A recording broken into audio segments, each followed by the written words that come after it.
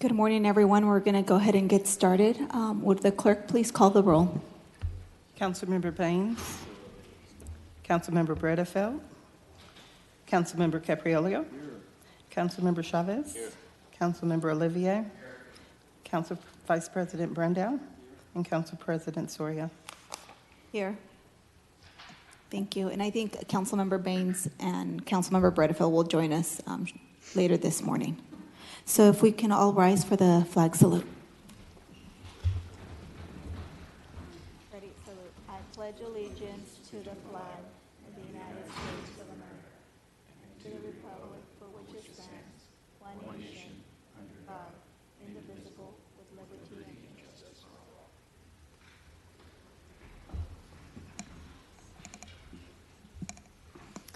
So it looks like we will have a full morning. Today we're going to start off with the Public Works Department. Then after Public Works, we have our airports, then Development and Resource Management Department, and then we will go over General City Purpose.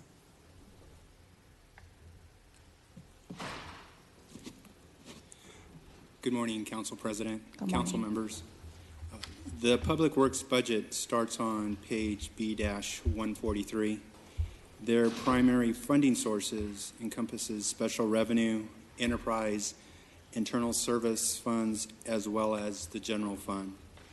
Their total overall budget is $188.2 million, which is up from FY 2018 amended, and their general fund budget is $9.1 million, which is down from FY 18. Their total permanent FTE positions are 339.5, which is a 24.25 increase. Again, the department is funded by various funding sources, primarily by state gas taxes. Their total gas tax revenue, if you include special gas tax, Proposition 111, ABX 86, and SB1, is projected at $22.9 million in FY 19. Most of this increase is attributed to the SB1 funding source, which is estimated at $9.5 million in FY 19.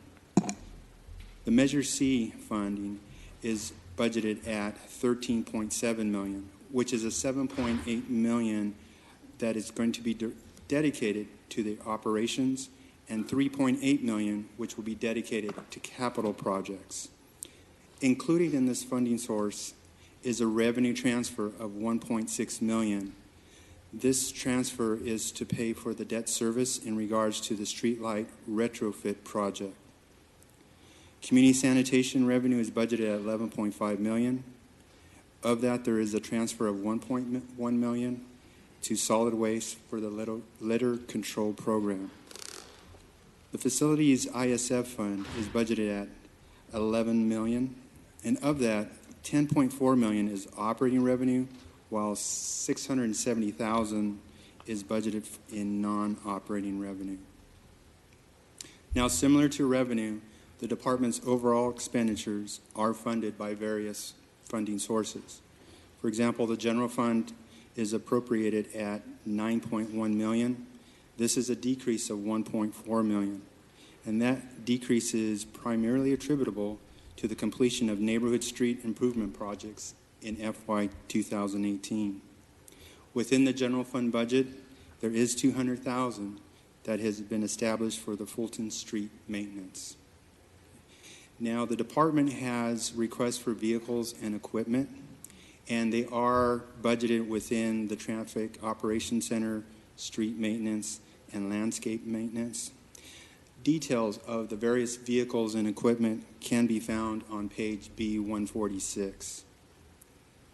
Starting on B147, the street maintenance operating program can also be found with a table in the middle of that page, which will outline the various operating programs that total $24.4 million in FY 19, which is an increase of $2.6 million. Of this increase, for example, if you look at overlay and paving operations, that is planned to grow at $665,600, and this will allow to increase lane miles paved from 37 in FY 18 to 44 lane miles in FY19. In addition, there are additional concrete strike teams that have been budgeted. The program is increasing by $3.1 million and will address needed curb, gutter, and sidewalk repairs citywide. Also, crack seal program is increasing by $259,400 in order to proactive treatment to extend pavement life for this citywide program. Moving on to page B1-45, specifically to the CFD program, it is increasing by $842,800. It continues to expand with new annexations as well as acceptance of CFD-supported landscapes and features. Now, within the department, there is a new division.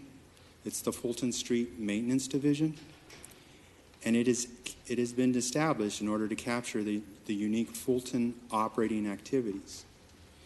Funding this division includes, again, the general fund, along with Measure C and community sanitation.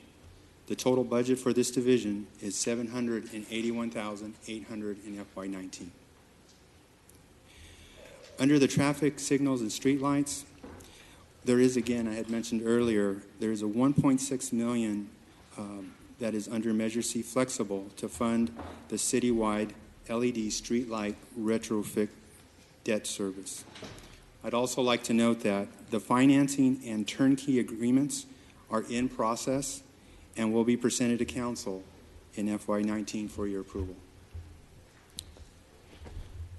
As far as staffing, the department has added positions through primarily capital funding as well as SB1 funding. I'd also like to note, though, these new positions are not funded under the general fund. In order to see all the various positions, you can turn to B-149, which will outline the new positions basically by their divisions. I'll just note that, again, there are 3 new concrete crews.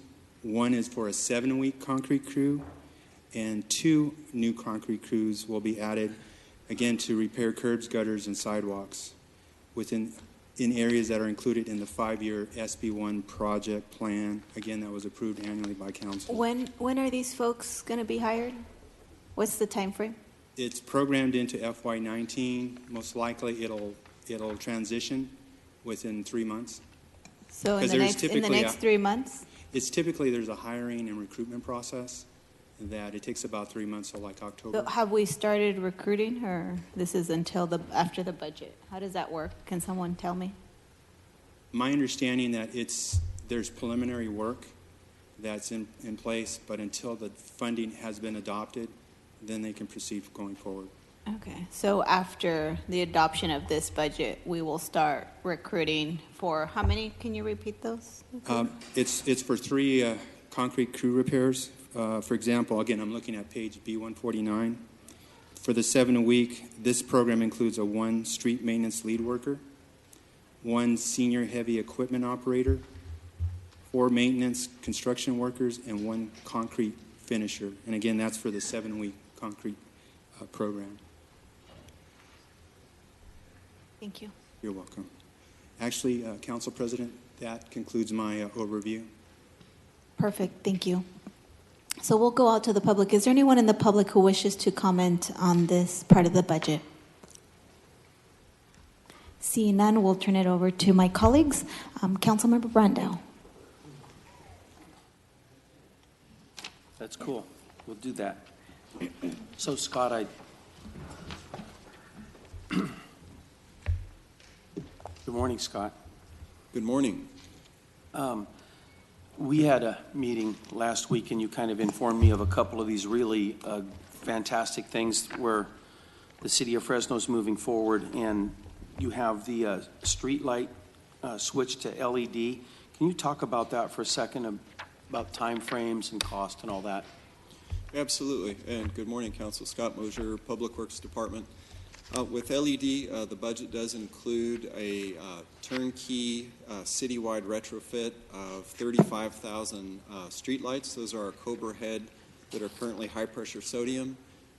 As Henry Fierro mentioned, That's $1.6 million. That would be the energy savings on those streetlights, and that the new loan, the debt service on that would be paid for out of Measure C Flexible. In terms of time frame, we have an item planned to come before the council on June 21st. We would be asking council to approve a variety of agreements between the city and PG&E. It's shown on this Thursday's agenda as an item that lays it out, but to be continued. It's a hearing for the 21st. And as far as time frame, that we anticipate that the actual boots on the ground work in the field would start in September, and that could finish, it'll finish between 12 to 15 month duration. So we're looking at possible finish as early as September 2019, but really no later than December 2019. Well, so it could take 12 to 15 months, and that clock is going to start probably in September of this year. Yes. Now that's fantastic. I've seen, studies and even little videos about the effect of switching to LED. So there's a lot of benefits that come from switching to LED. There's a cost savings and energy savings on our end, but there's a great benefit to the population of the city of Fresno. The intersections, the streets, they get a much stronger light, and all kinds of really interesting things happen.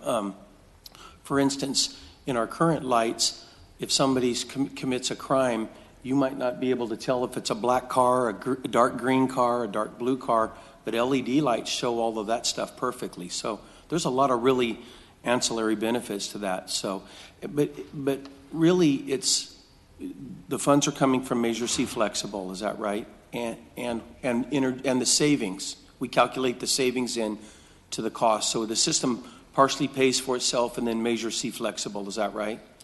Correct. In total, there's really no net cost to the city with that program. Currently, we pay an annual streetlight power bill, energy bill to PG&E of $3.2 million. And we pay for that all out of gas tax revenues. What would occur, because gas tax does not allow, by statute, does not allow for a loan repayment with those dollars, what would occur is our gas tax power bill would be 1.6, and the loan repayment under Measure C would be 1.6. So total cost per year to the city would remain the same. It's just a little bit of a swap funding sources within our city budget, and then those gas tax savings turn right around and go into great things like neighborhood street repairs, sidewalk repairs, and so on. And then, so how long does it take for the savings to pay for the system? The estimated return on investment is 6.5 years, and then after that time, then the savings becomes a pure savings to the city of in today's dollars, $1.6 million per year. So again, that would add further to the amount of again, things like concrete repairs, paving, and so on that could be done with that gas tax savings. Yeah, well, about the time that Councilman Caprioli and I started serving, the city was in a real bad state when it came to our street lights. And so you guys really jumped on and got us caught up. And there's still a couple of street lights that we need to repair. But this overhaul of the system is fantastic. So I'm very supportive of that. You mentioned the Neighborhood Streets Program in your answer from what the SB, from the gas tax dollars could go for. So in previous budgets, I've usually made a motion to add street repairs for what we called Neighborhood Streets Program, that council members would be able to choose the neighborhoods that the streets would be repaired on. That's a way of putting out fires and also taking care of little individual neighborhoods and kind of getting them caught up, as well as the bigger streets, which we tend to put those on a priority list. And then sometimes little neighborhoods get skipped. So I've always enjoyed that Neighborhood Streets Program, but this year it's not really in this budget. You've shifted more to the 7-week program, which Henry was just talking about, which is about curb and gutter. Is that right? Or kind of substituting a curb and gutter program for the Neighborhood Streets Program. Is that? That is somewhat correct. want to emphasize the mayor's budget actually increases the total amount of neighborhood work pretty dramatically. Okay. So there are really three components. One is through SB1, that gas tax and increase vehicle license fees. That's in the budget at $8.7 million of new dollars plus a little bit of carryover from this year. And that, as approved by council in early May last month, that's roughly divided pretty well amongst the council district. So it includes some pretty substantial neighborhood repaving, slurry seal, neighborhood-wise concrete repairs, and we've worked closely with each council district. In addition to that, then what we looked at is given the LED retrofit would really take care of things like neighborhood, improved lighting, maintenance on the lights. Then, and that SB1 has these really large paving projects we've worked with each district on. Now the discretionary neighborhood program, again, larger than this current fiscal year, takes on two flavors. One is $786,000 for a 7-week program that the city, a concrete program that the city used to run prior to 2010. We would work with each council office and have a concrete crew dedicated to curbs, gutters that have standing water, sidewalk repairs. We had spent 7 weeks in each council district and worked closely with the council member as to which neighborhood we would be in. Second component, again, is a big item that council offices have selected and worked with us on, is neighborhood tree trimming. And we have $800,000, again, to be divided by 7. And we would coordinate with each council district for which what we call geobases, which neighborhoods to do the trimming. And for the 7-week program, we're adding an official city crew that does that work, I believe, and you can verify that. And for the tree trimming, we subcontract out that work to vendors. Is that? That is correct. Okay. So is there any benefit of adding a city tree trimming crew like you have this year with the curb and gutter crew? Or is it more cost effective when it comes to tree trimming just to hire that work out? We believe that the reactive tree trimming, emergency type work is best done by city crews. We have 3 two-person crews. We are not recommending to add another 2-person crew just due to needing with that. It would be another tree trimmer, a tree trimming truck, all the ongoing. And then we would have that, we would really need to have that higher level budgeted every year regardless of the ups and downs of the budget, or else we would be laying folks off.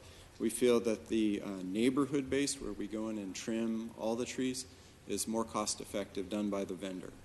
And that's West Coast Arborist, comes to the council about every 3 years for a new requirements contract. They've been great and very cost effective.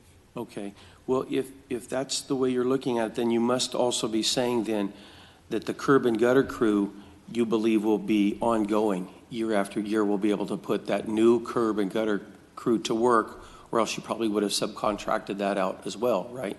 That is correct, and by contrast with the tree trimming, we've analyzed it and found that a city concrete crew is extremely cost effective for neighborhood repairs.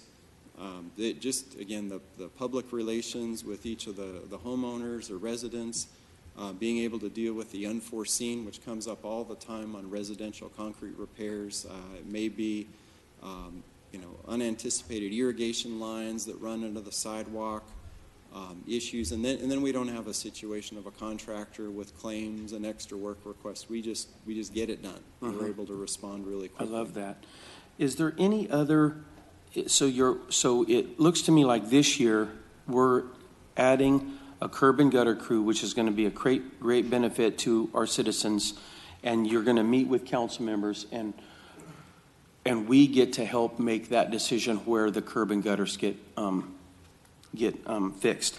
And it's not in meeting with you in my district, we're going to fix a whole little area, so it's not spotty work. It's more like you want to fix a little neighborhood, next year fix another neighborhood, and really bring some of these neighborhood sidewalks back to where they should be. Absolutely. Are there any other, if you were going to add another, where are there other additional needs to add public works employees to get things like that done for our citizens?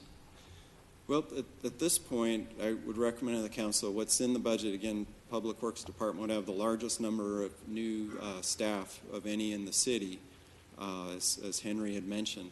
So my recommendation would be, if additional dollars were to materialize, those would be some that we would contract out. For example, with paving, we run one paving crew.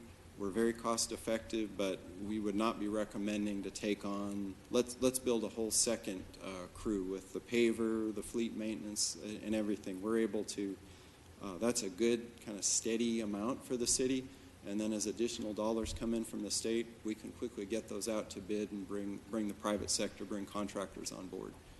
So likewise, tree trimming, we recommend utilizing the vendor for the proactive, preventive tree care.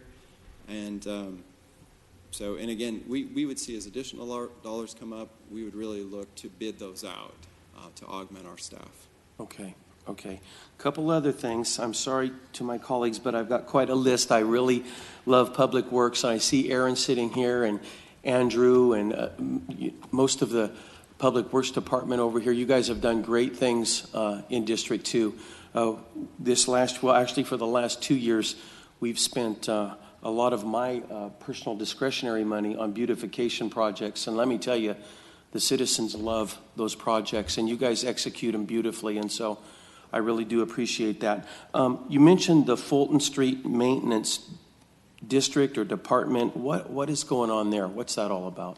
And let me clarify a little bit. In the budget, it's categorized as a division, but really it's what we call in the accounting or budget world the org number. What we're doing is the proposal was to not have our cost in maintaining Fulton Street to be scattered within different divisions within the department, but to bring all those together. Those costs all together are listed in one spot in the budget, and let me walk through those. Okay. So Fulton, that includes a mixture of three different funding sources. We have general fund proposed, Measure C flexible, and our community sanitation revenues. Starting with community sanitation, that's generally cleaning, things like street sweeping, sidewalk sweeper, pressure washing, and such. So in community sanitation, we have a total of about $303,000 of effort to take care of that. Measure C flexible is proposed at $279,000. Largely that goes into fountain maintenance, cleaning, trash removal, scrubbing, chemicals, and so on. And then we also have a general fund proposed, again, for things like we have street lights that are decorative in nature. They're not eligible for gas tax maintenance, so they're covered under general fund. And then also fountain and event power. And how much is the general fund portion? The general fund for Fulton Street, let me do some quick addition here, is proposed at about just under $200,000. Oh, good. What is the amount? 200? 200 for general fund, 279 Measure C, and 303 community sanitation. It doesn't add up to 8. 200?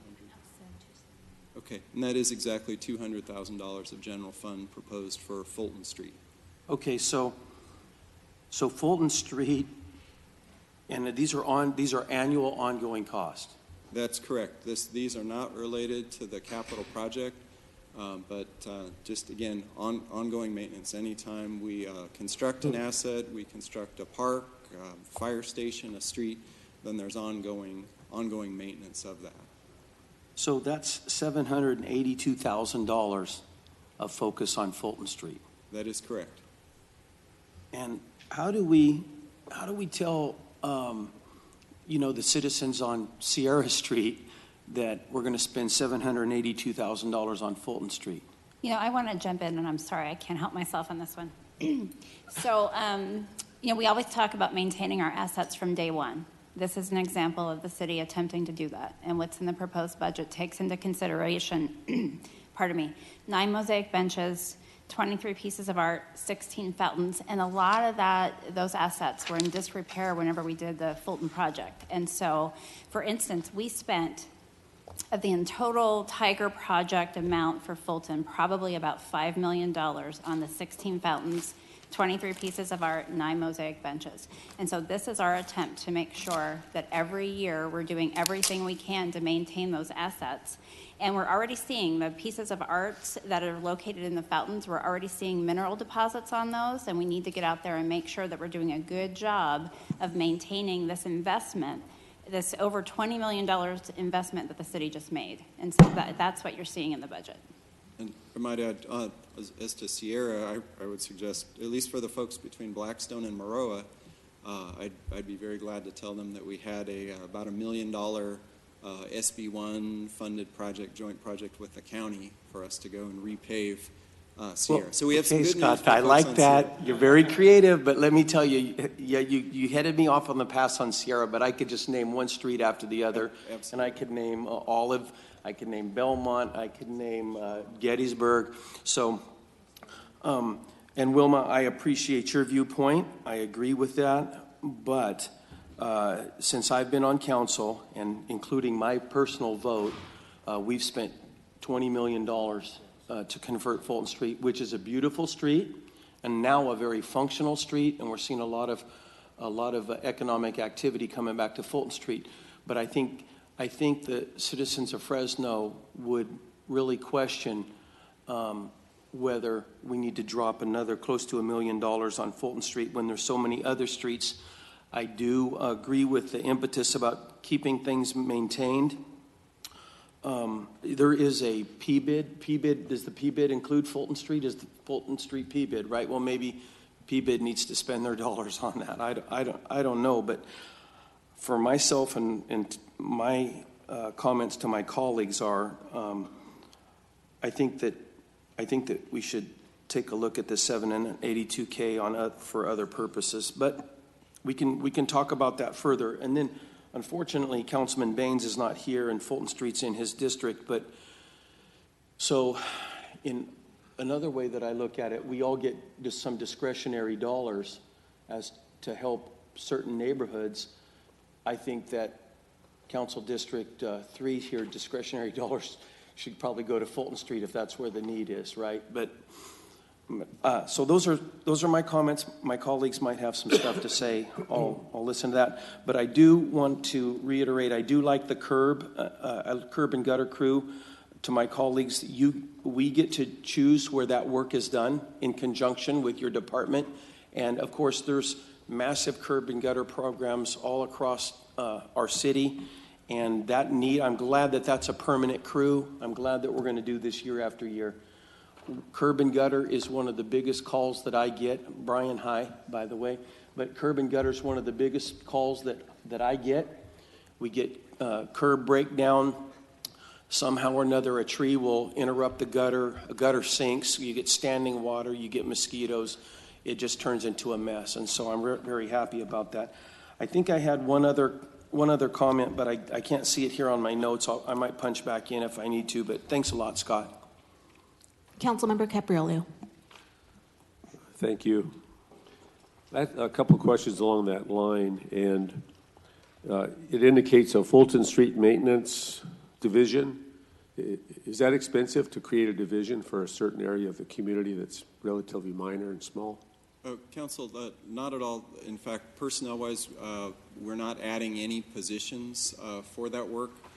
There are only 2 staff members who are shown. There's not a new division manager, and I know the narrative describes it as a division, but it's really simply just housing cost from various divisions in one place. For example, we have streetlight repair, which is not eligible for gas tax funding, like the balance of the city is gas tax. There's a prohibition on purely decorative lighting, and there are some, for example, we have LED, we have special features of those Fulton lights that are very distinctive.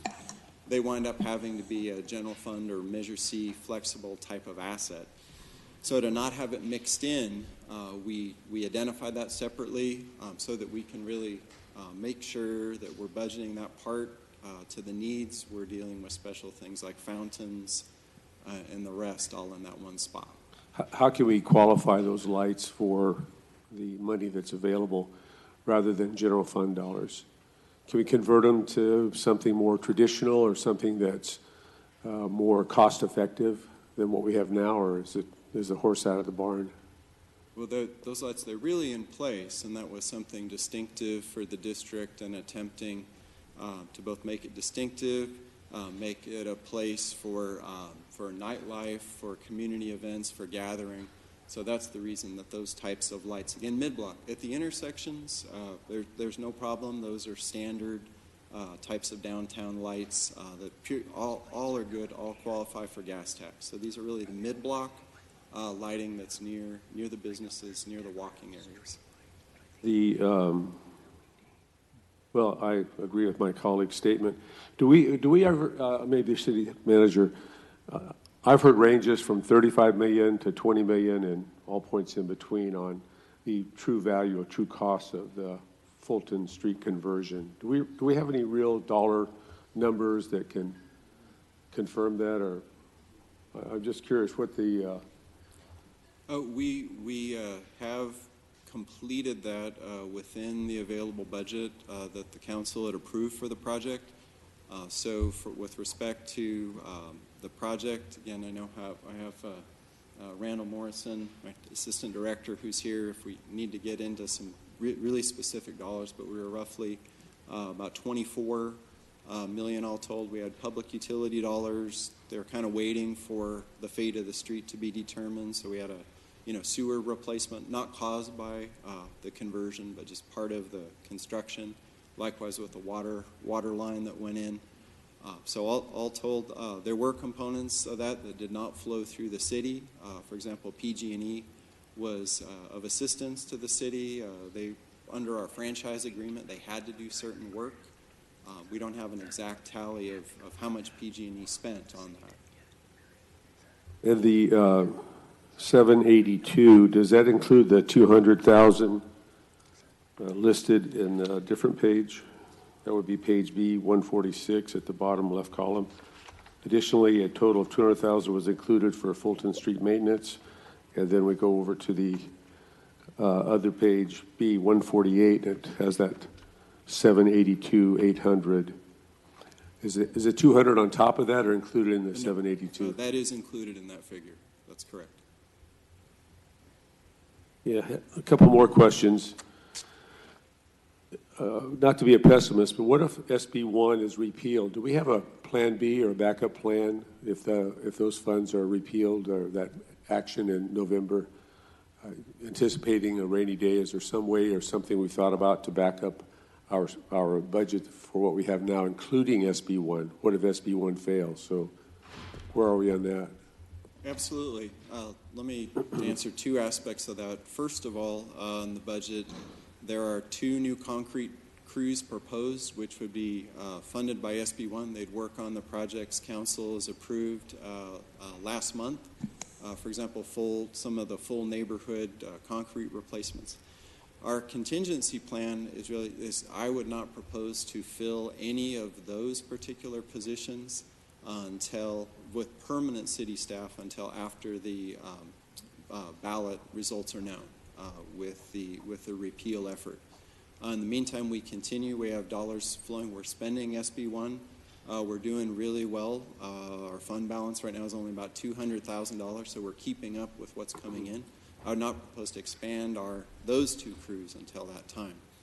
So that way we don't hire and then turn right around and lay people off. Second component is we estimate that 8.7 million of new dollars coming in would probably only be about 5 million to the city if the faucet were turned off in November at that point. So that said, we would have to work with our mayor, city manager, and the council to scale back that list of capital next year, and then those become some of the highest priority projects to pursue federal or state grants, figure out how can we get those done. Well, I knew you'd have a backup plan. I just wanted to let everyone know how well ahead of the ball game you are. I know you think things through, even to the unintended consequences, so good job on that. One concern I have is on street maintenance repairs. My district, street patching and paving treatments on a smaller scale is really, really important. So I wish there was a way we could increase those dollars because it has a direct effect on, I'm sure, B147, right column, halfway down, street maintenance repairs. And we've lost about $430,000. I'm sorry, that's under trees.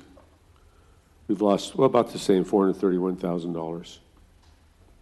And council, on that, if I might add, that is a department recommendation. What it really represents is keep with our same employees and material costs, diverting some of that effort into the crack seal program. You'll see that going up by $259,000, and then also the overlay line at $665.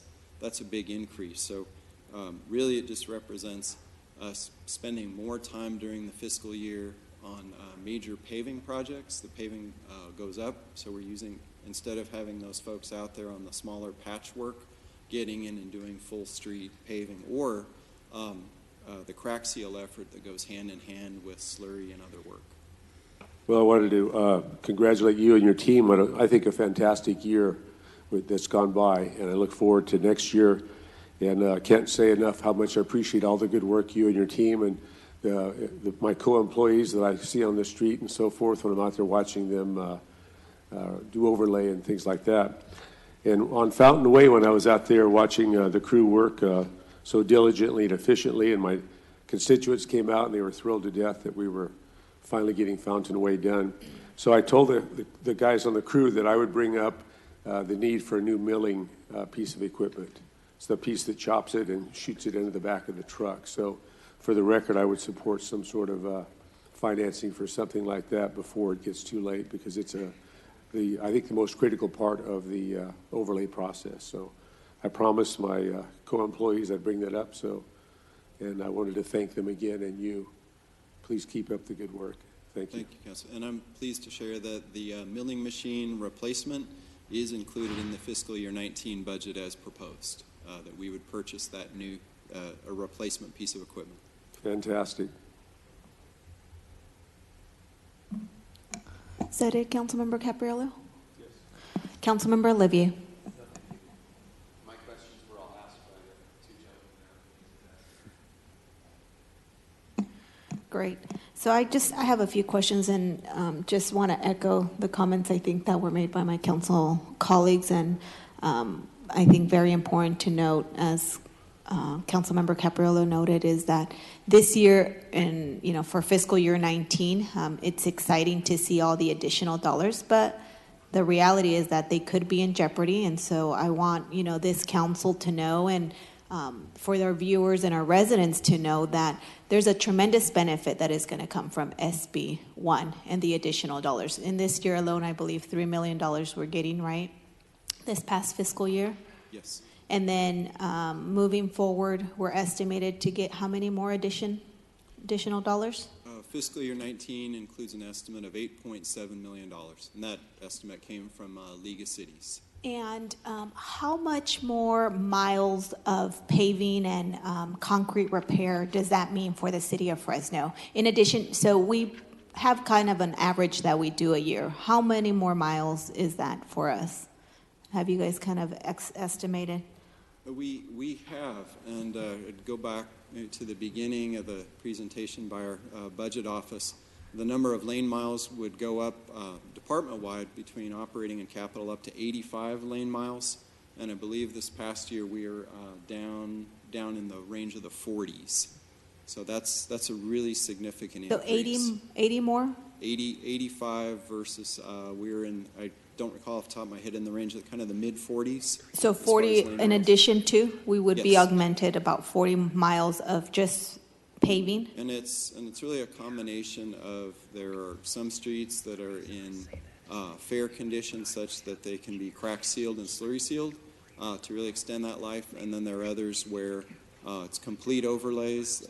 Then also we have, we looked at the pedestrians and the drainage. We also have about a fifth of the SB1 revenue going into concrete repairs, for sidewalks, curb and gutter repair. How many miles of that do we get this in addition to? Do we know? We have not quantified it that way.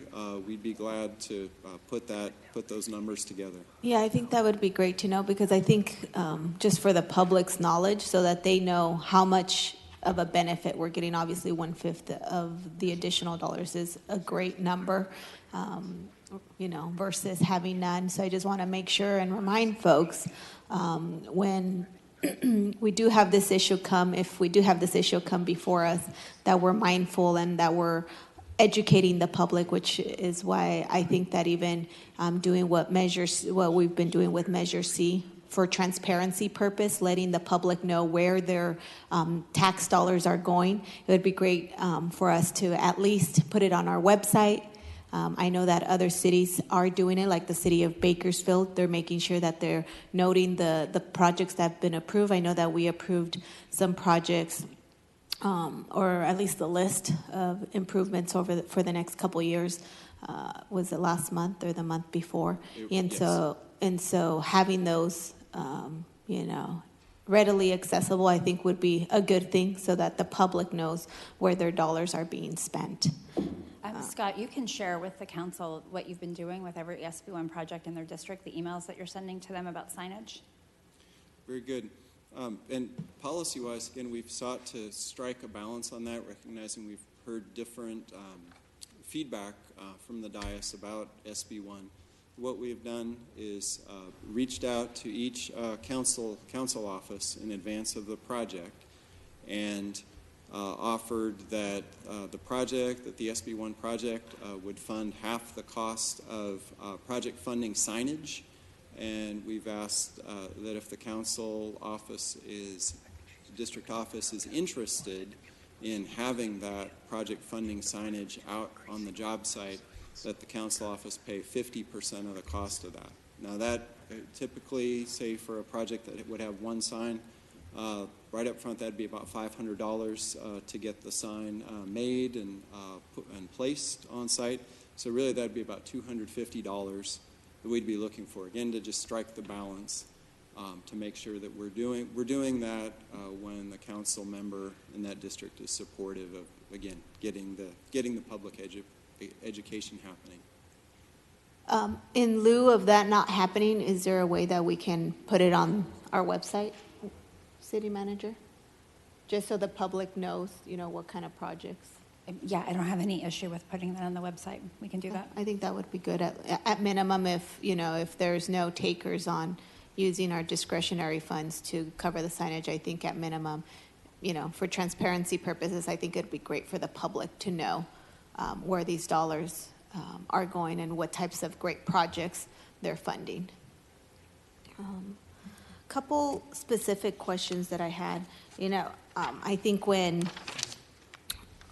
the budget makes references to like special areas, like for example the Fulton Street division, even though maybe it's not the Fulton Street, you're not creating a new division, I think that it does cause a little heartburn for many of us, because I represent an area or like Olive Street. I represent half of it, and I know some investments are going there, but if we would have dedicated monies like this every year, I could see the Tower District or that Olive Corridor really thriving, or at least thriving a little bit more. So I think that some of the concerns that were raised by my colleagues are definitely, I think also reflect some of the concerns that I have, in particular when we're talking about general fund and what are our priorities. I know that we have so many competing priorities in the city of Fresno, parks, our infrastructure, and so seeing that investment, go specifically to Fulton, I think it does cost me a little bit of heartburn, because I already also just want to make sure that we talk about this. The city of Fresno also provides a great portion of that PBID money. I know that we're one of the bigger I guess, part of the tax, the entities that pay into the PBID. Could we get an account of how much money we pay to that PBID? Because I think that my colleague highlighted that there is already a source of funding. So not only are we putting in this year's budget $781,000, but when we're looking at the PBID, the city of Fresno is contributing a great amount of also dollars. So I imagine it's probably now, if we total up the two amounts, probably over $1 million. And so should we be having a conversation with the PBID and see if they can absorb some of the $781 since we're already making contributions to it? I think it's also about priorities for them. So I think it's a worthy conversation. Do we know from this budget how much money is going to the PBID? We need to look into that and get that back to you. That would be great. Thank you. So just for clarification, I think my colleague may have asked, and I was not paying complete attention, but the permanent cruise that you guys are looking at would only happen once after probably November, knowing that these monies are going to be intact, the additional dollars, because that's what we're going to be doing. We're going to be hiring additional folks because there's additional funds coming. Is that correct? There are 3 additional concrete crews proposed. One of them would be just traditional gas tax funded. And what really happens there is that in essence is the neighborhood street program. Instead of in years past, say that level of Measure C dollars being allocated into neighborhood streets, with the funding swap over LED citywide streetlight retrofit, debt service, and so on, that frees up gas tax. And we've looked at that from both 5-year perspective and even a 10-year perspective, and believe that crew is sustainable. So they would be hired as soon as possible through the personnel recruitment process. And actually, what we would propose is to have a full 7-week program for that first year. Would be to start that effort with our existing crew, postponing a little bit of the work that we have while we wait for the new crew to be hired, and that way we could have a 7-week program citywide the first year. The other two additional crews would be SB1, and they would work on the projects that council has approved. And so those would wait, could potentially wait, as proposed in the budget. They would wait until after the SB1 results were known. And does that put us behind, assuming the numbers stay intact in terms of executing the various projects, or would we be okay? Council, we believe that we'd be okay in that from a recruitment standpoint, those 2 SB1 crews would have the same job classification, same type of positions as the other crew. So, for example, as we go out to hire, in our Local 39 type positions, our senior heavy equipment operators, lead workers, maintenance construction workers, we would have been already in the recruitment, hiring for the 7-week crew, and that assuming that SB1 is going to stay intact, we would already have personnel recruitment lists in place. We could immediately then go forward and bring those additional individuals on board. Okay, perfect. Couple other questions I have. So on page B145, we have the community sanitation, and a little bit over $1 million is transferred over to solid waste for the litter control program. How is that implemented? Like citywide? I had a question about that. In terms of litter control, that would be a question I don't feel is qualified to answer. That's handled within the Public Utilities Department. So we just give them the funds, we transfer over the funds so that they can... Correct. The reason the budget narrative reads that way is that since the Public Works Department has the vast majority of functions in community sanitation, in essence, we are the custodians of that fund. We track it, we account it, and then transfer dollars over to public utilities. Why are we the custodian of it if we don't do the work? Just curious. In other words, there tends to be one department that does the main financial accounting, tracking of that fund, projections for future years. And the reason Public Works does that is because we have the street sweeping program funded by community sanitation, We have median islands, trails, and street tree trimming that are all under community sanitation. So the litter control program is a very small piece of the total for community sanitation for the year. Okay.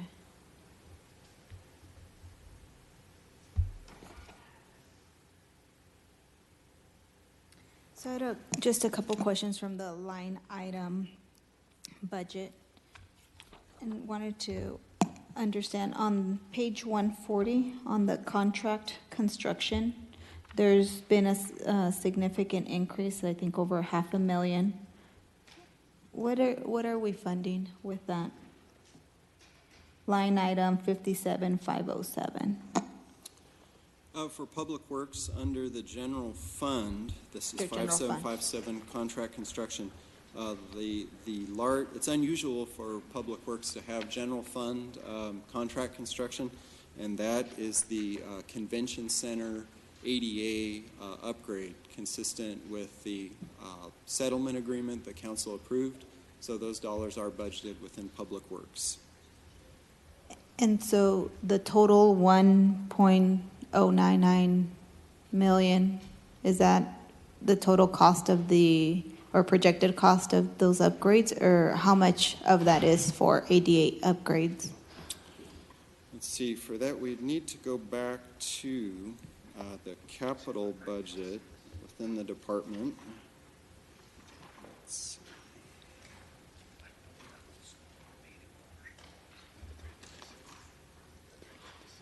Okay, on page C54 of the budget, we have, it's project number PW00824, ADA Compliance Convention Center, and that is for fiscal year 19. That is $1,486,500 in total, and a portion of that is contract construction. Another portion is facilities, self-performed work. So the total for the convention center for ADA for FY19 is $1,486,500. So it's so page 54, And that, correct, that is page C54. C54, under general fund convention.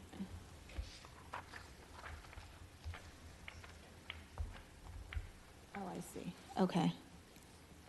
And so how are we going to pay for the 400,000? Because we've only in that line item is a little Well, bit that's only over. one line item, Council President. There are other line items within that project that total up $1.4 million. Okay. Okay. And what about for the overhead charge to capital? Also, there's an increase there of a little bit over $500,000 on that same page, line item 59,117.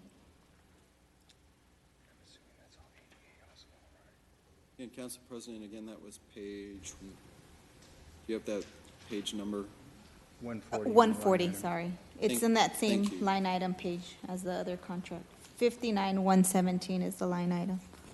So the indirect cost, that's simply the way that's accounted for.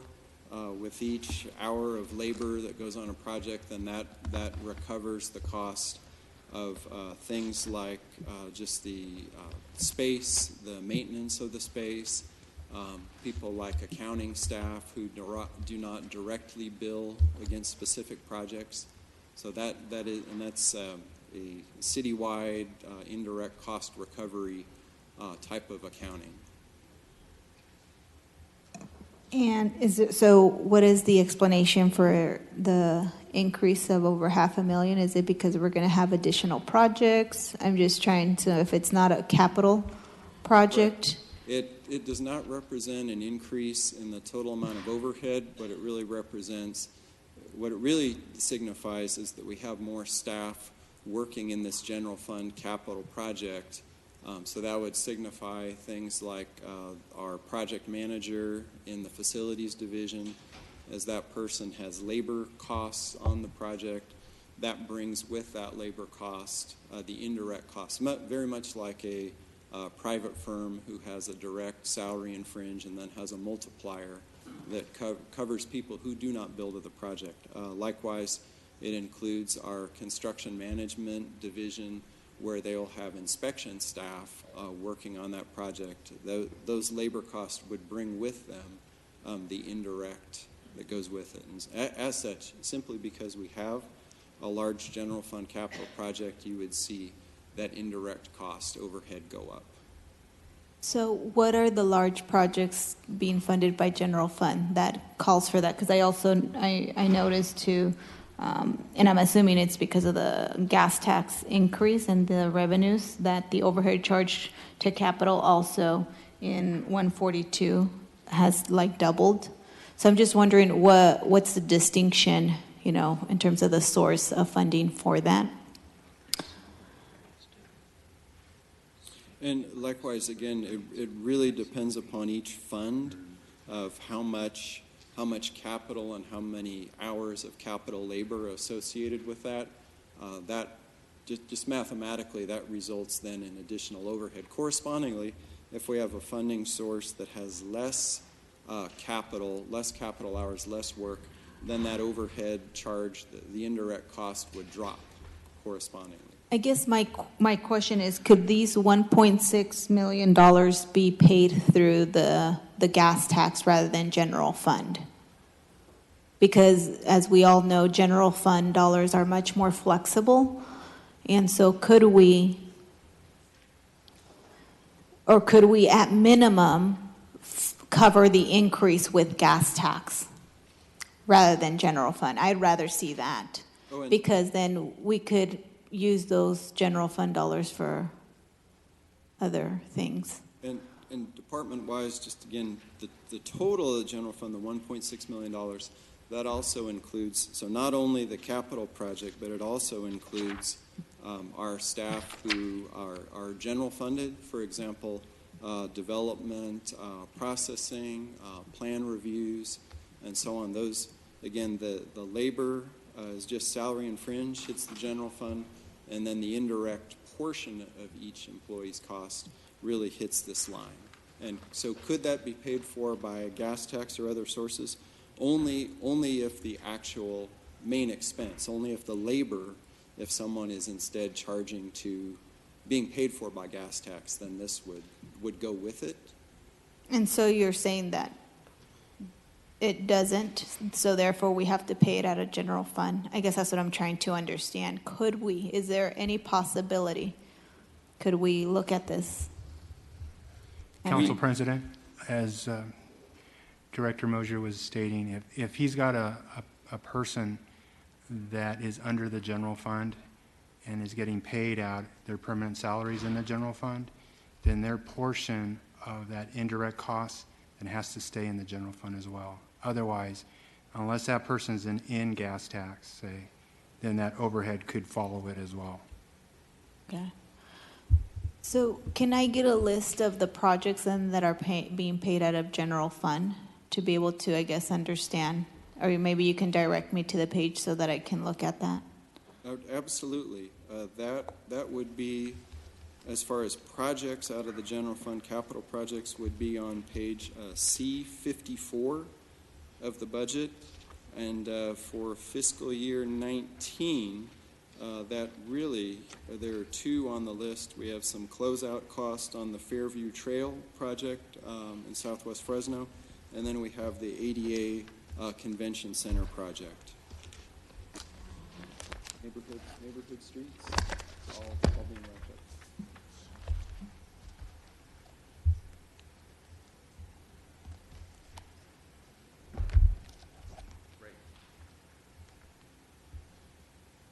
So again, I just highlight the budget for general fund includes vast majority of Public Works Department general fund is operating, is not capital.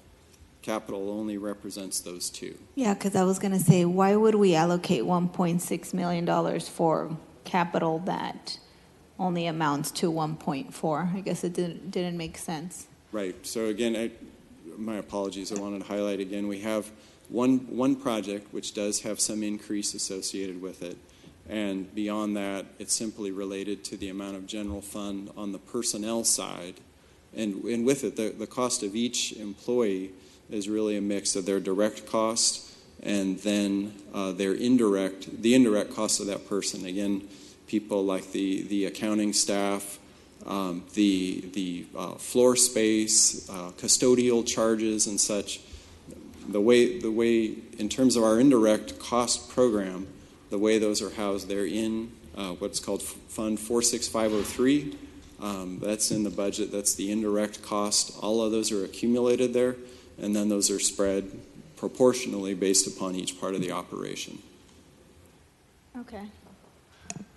I will take your word on that. Just seems a little complicated because it seems like we have detailed out salaries and all these other little things, and then I don't know, it seems like we've already, under general fund, we've expensed all that out. So to me, it just seems bizarre, but I'll take your word for it. Thank you. I think those are all my questions. Councilmember Brando. Thank you, Scott. Thank you.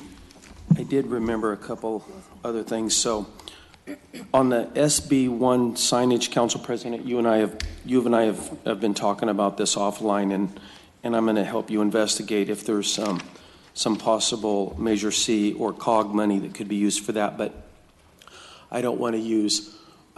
for myself, my own personal position is I don't want to use our local road and streets money for my district anyway for the signage. For me, $500 is 5 more potholes, so that's the way I'm going to look at that. So, but I would be open to other sources. The signage doesn't bother me at all, and then sometimes I think the signage is helpful, but I'd rather spend the money on that. So that's just a quick comment.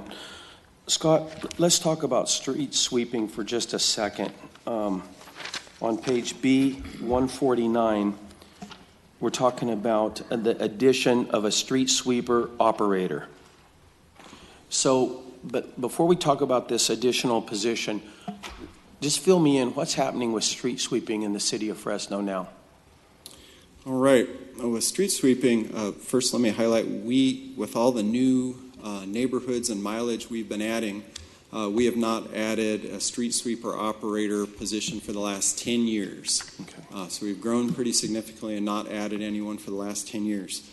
So as such, right now, our program, we sweep all of the neighborhood streets 1 time per month. And then on the major streets, we occasionally wind up either slipping those routes if we have, for example, if we have vacancies that come up in the department, if we have any sickness, on-the-job injuries, we wind up then either having to skip those routes and then catch up, or we wind up having to, more often than not, utilize overtime for existing staff, other operators to be able to keep to that schedule. As such, we believe it's appropriate at this time to add 1 more operator, again recognizing for the last 10 years we've not grown the street sweeping program to keep up with all the new mileage. Yeah, it's very anecdotal, which I know is not fair, but it just seems like in the past I personally saw street sweepers more often than I do now. How many operators do we have now that gets that done once a month? 14? 11. That's 11. 11. We have 11 of them now to cover the entire city once a month. So you're telling me if I picked out an address in District 2, that resident's going to see that street sweeper once a month? On residential streets, that's correct. Okay. And what is that once a month? Is that the optimum number that we're looking for, or in the past was it more than that, or is there a need for it to happen more than that? Well, certainly by comparison with our neighbor to the east, City of Fresno has less frequent service. For example, in City of Clovis, that's typically 2 times per month for service. So we think once a month, is okay, considering the community sanitation revenue stream being flat as a result of Prop 218. We feel that that is a sustainable level. That's really the most we can afford. Again, to increase that, I mean, really to go from once a month to say, let's say twice a month, would require double the number of amount of investment. And we do during leaf season. That is where some of our overtime comes in, because we've got to, when the leaf drop occurs, we've got to get out there with the leaf pushers and additional staff, get that picked up before the storms come. Yeah, and you have a tough job on that. Last week, your crews were out on, and maybe it was a vendor, but out along Marks Avenue and West Avenue. I think it was West. There is a huge, the median dividers for some reason were planted with pines, and they just shed needles like crazy. And you guys got that thing spotless, and then we had a very windy weekend, and it's just covered with pine needles again. So it's a tough job to keep up on that. And so those residents go, well, they'll have to wait. Well, for that was more of a median clear up. I don't know when that would come about again, but that kind of stuff happens in our gutters, and then they have to wait a month. Let me ask you this. How about the street sweeping equipment itself? So you're adding an operator. Are you also adding the truck? Yes, that's correct. There would be a new piece of equipment, a new sweeper that would go with it. Okay. So we have 11 operators, and they all have their own dedicated truck. Is that how that works? Or that is correct. Okay. So we need to add a street sweeper operator and a new truck. All right. And so, okay, I'm good on street sweeping now. Over to Measure C Flexible. And I serve on FCTA, so I should know the answer to this. But what can Measure C Flexible be used for? Measure C Flexible can really be utilized for anything within the right-of-way. So it's great as one of the sources. It could be used for paving, streetlight repairs.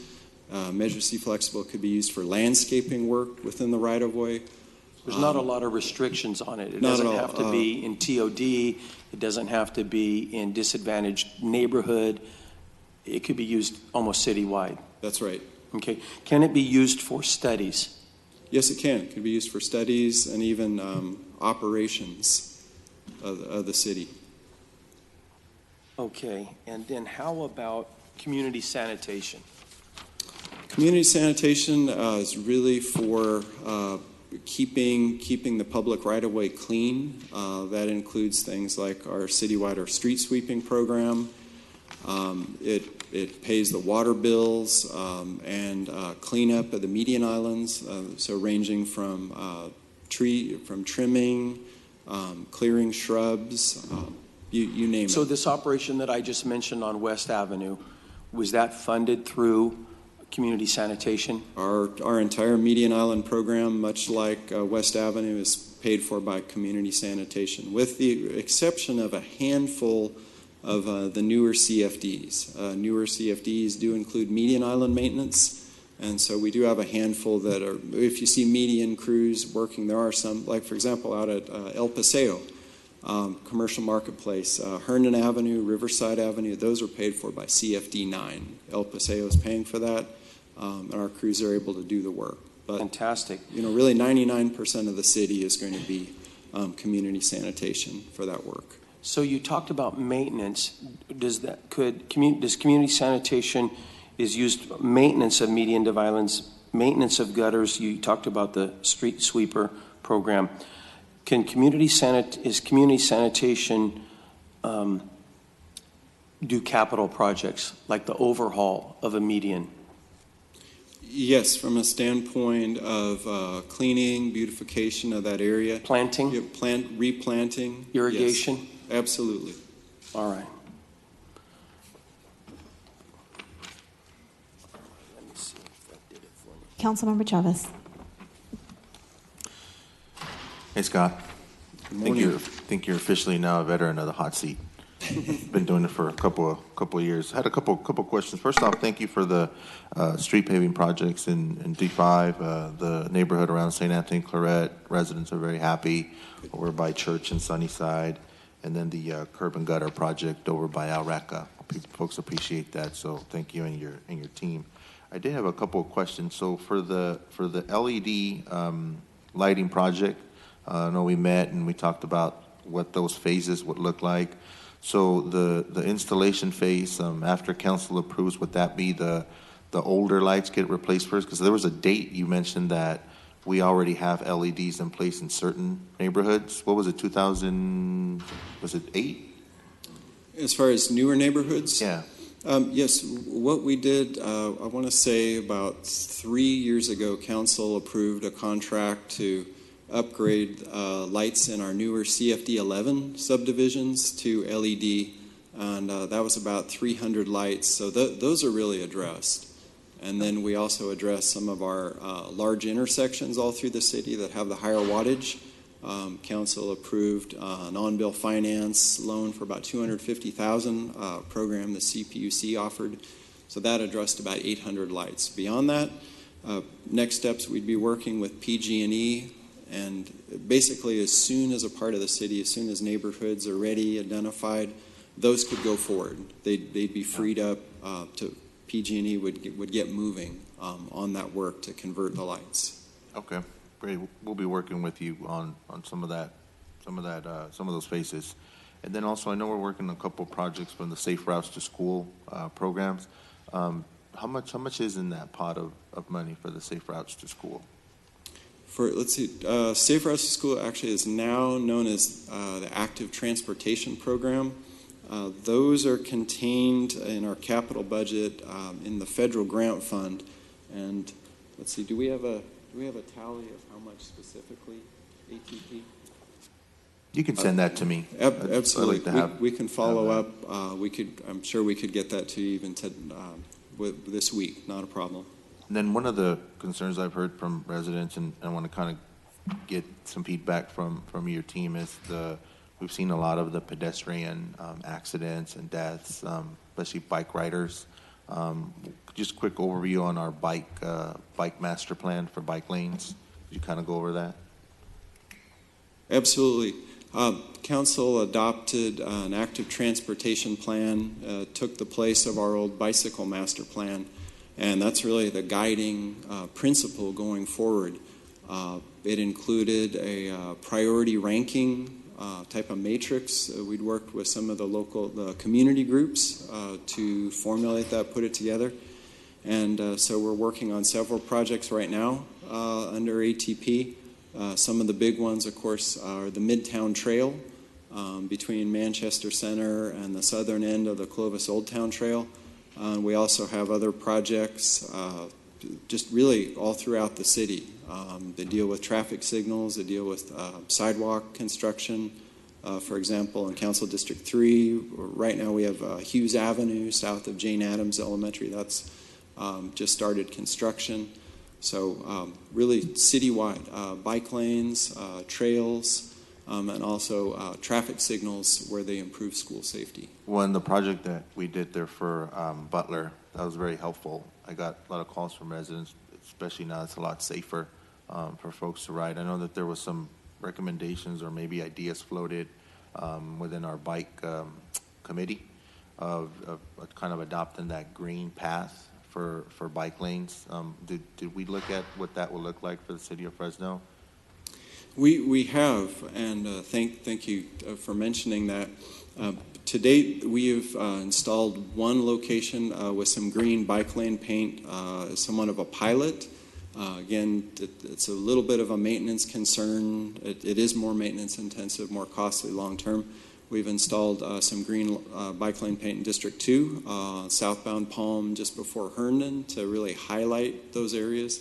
So at the moment, what we're looking at is for that to highlight certain areas of conflict, potential conflict between vehicles and cyclists, utilize it there. Certainly, there are some communities that have adopted a standard of going with green bike lanes everywhere. Again, that could be done, but not with the current maintenance funding streams we have. That would add an annual cost to really start not only repainting the stripe, but now to repaint the entire lane with the green paint. There's some bike clubs in Southeast that are interested in maybe sponsoring a stretch of that. I'm going to have them get in contact with you, see what that will look like, because that's something that was very important to them. And did you say they're in District 2, the pilot? We do have one short stretch, again, in the Palm Bluffs area. But Councilmember Brando doesn't like bike lanes. How'd that happen? I know, how did that happen? He did his own traffic study before, if you recall. Do I need to do Very a traffic accurate. study to get it in District 5? Again, Very accurate study, I might add. We'd like some in District 5. How about that? Fantastic. And then last question I have is, I know there's a lot of conversation about SB1 and what that will look like, and I agree with my colleagues that I think we need to have an outline of projects that are on that queue. We weighed in a little bit on that, I think, in May. But what would be the plan for the city should SB1 not be around at the end of the year? Would council come back and reconsider a lot of those lists of the projects, or would it kind of be a reshuffling of recommendations that come forward from the administration? And essentially, that would, if that occurs, if it gets repealed, that'll turn the SB1 from an ongoing program into essentially one-time money.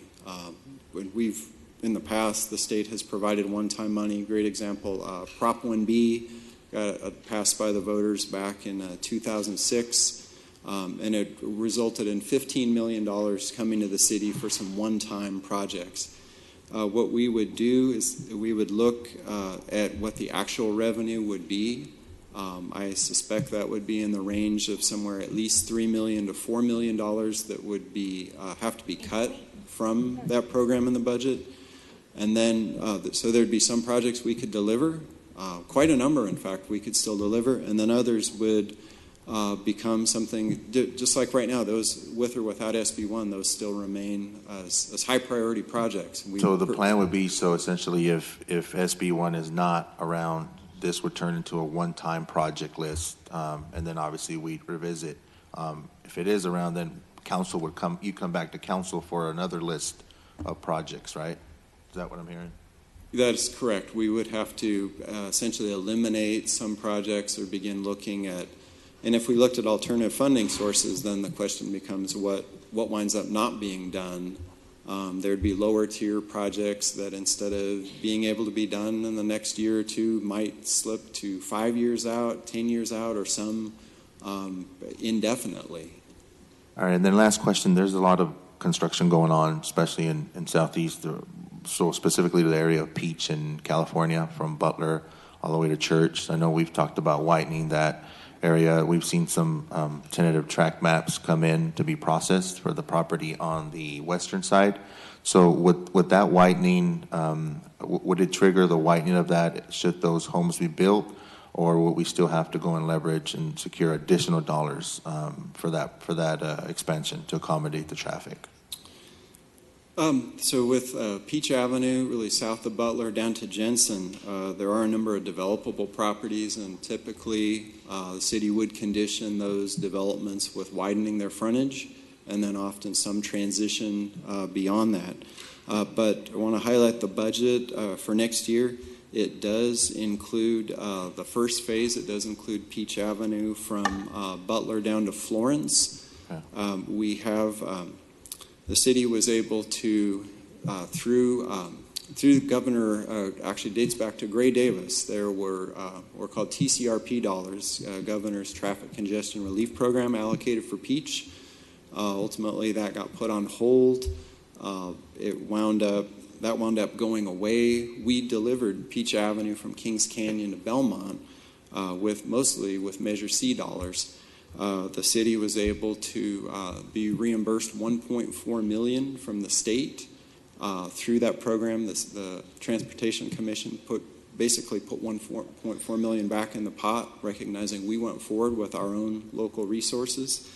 Those are now by FCTA have been made available for that first phase of Peach. So with the Measure C With those dollars, together with some developer fees, we do have the first phase really from Florence Avenue North. That include 4-lane at the railroad crossing, new gates, and that would include the frontage of the USDA property on the east side of Peach Avenue. That is included in the proposed budget.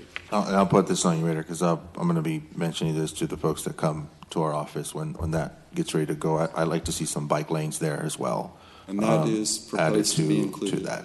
The green ones, like the ones that District 2 has. I'll take Councilmember Brando's bike lanes if he doesn't want them, for the record. Thank you. Green spray paint at Walmart, any Walmart, Luis. You'll notice a humongous overnight benefit.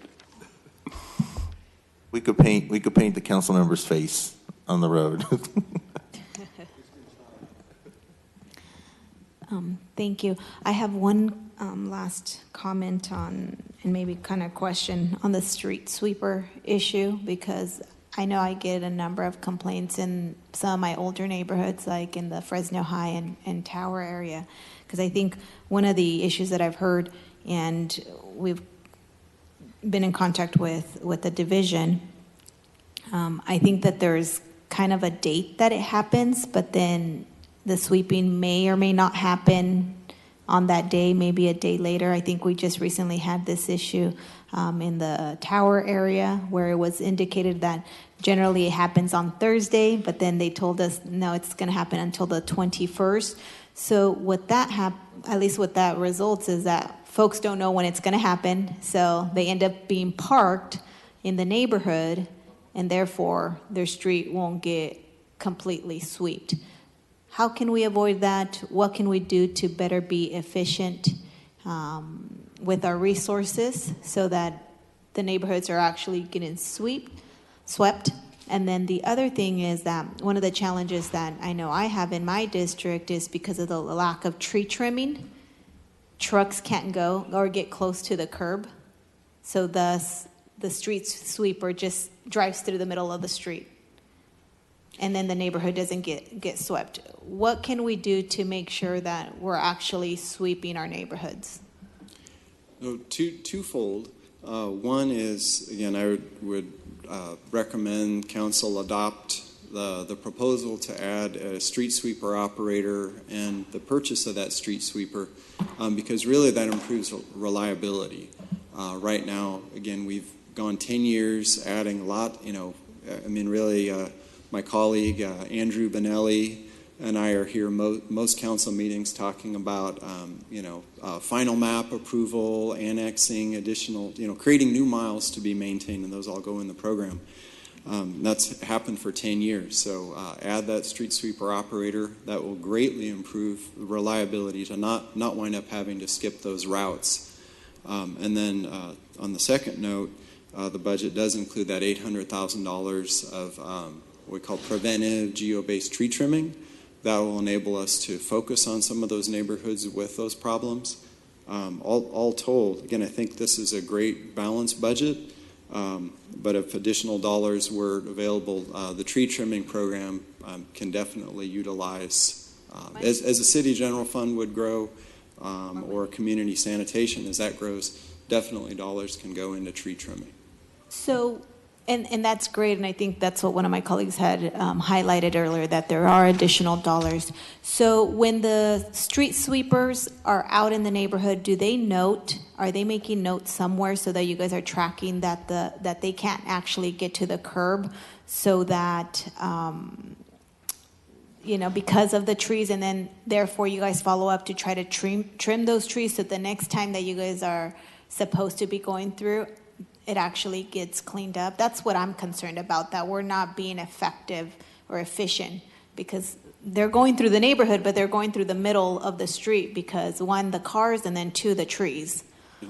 Absolutely, and both from that standpoint, and then also with the solid waste trucks, at times, again, due to the lack of resources in the tree trimming program, occasionally we have the situation where garbage trucks cannot reach the cans.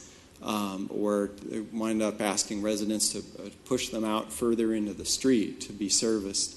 Again, we have those lists, we have those areas. The street sweeper operators report that up to the supervisor, the division manager. We see what we can do. However, it's really a triaging of what are the worst situations, where is the need greatest, to work with the limited resources that we have. So we do note those.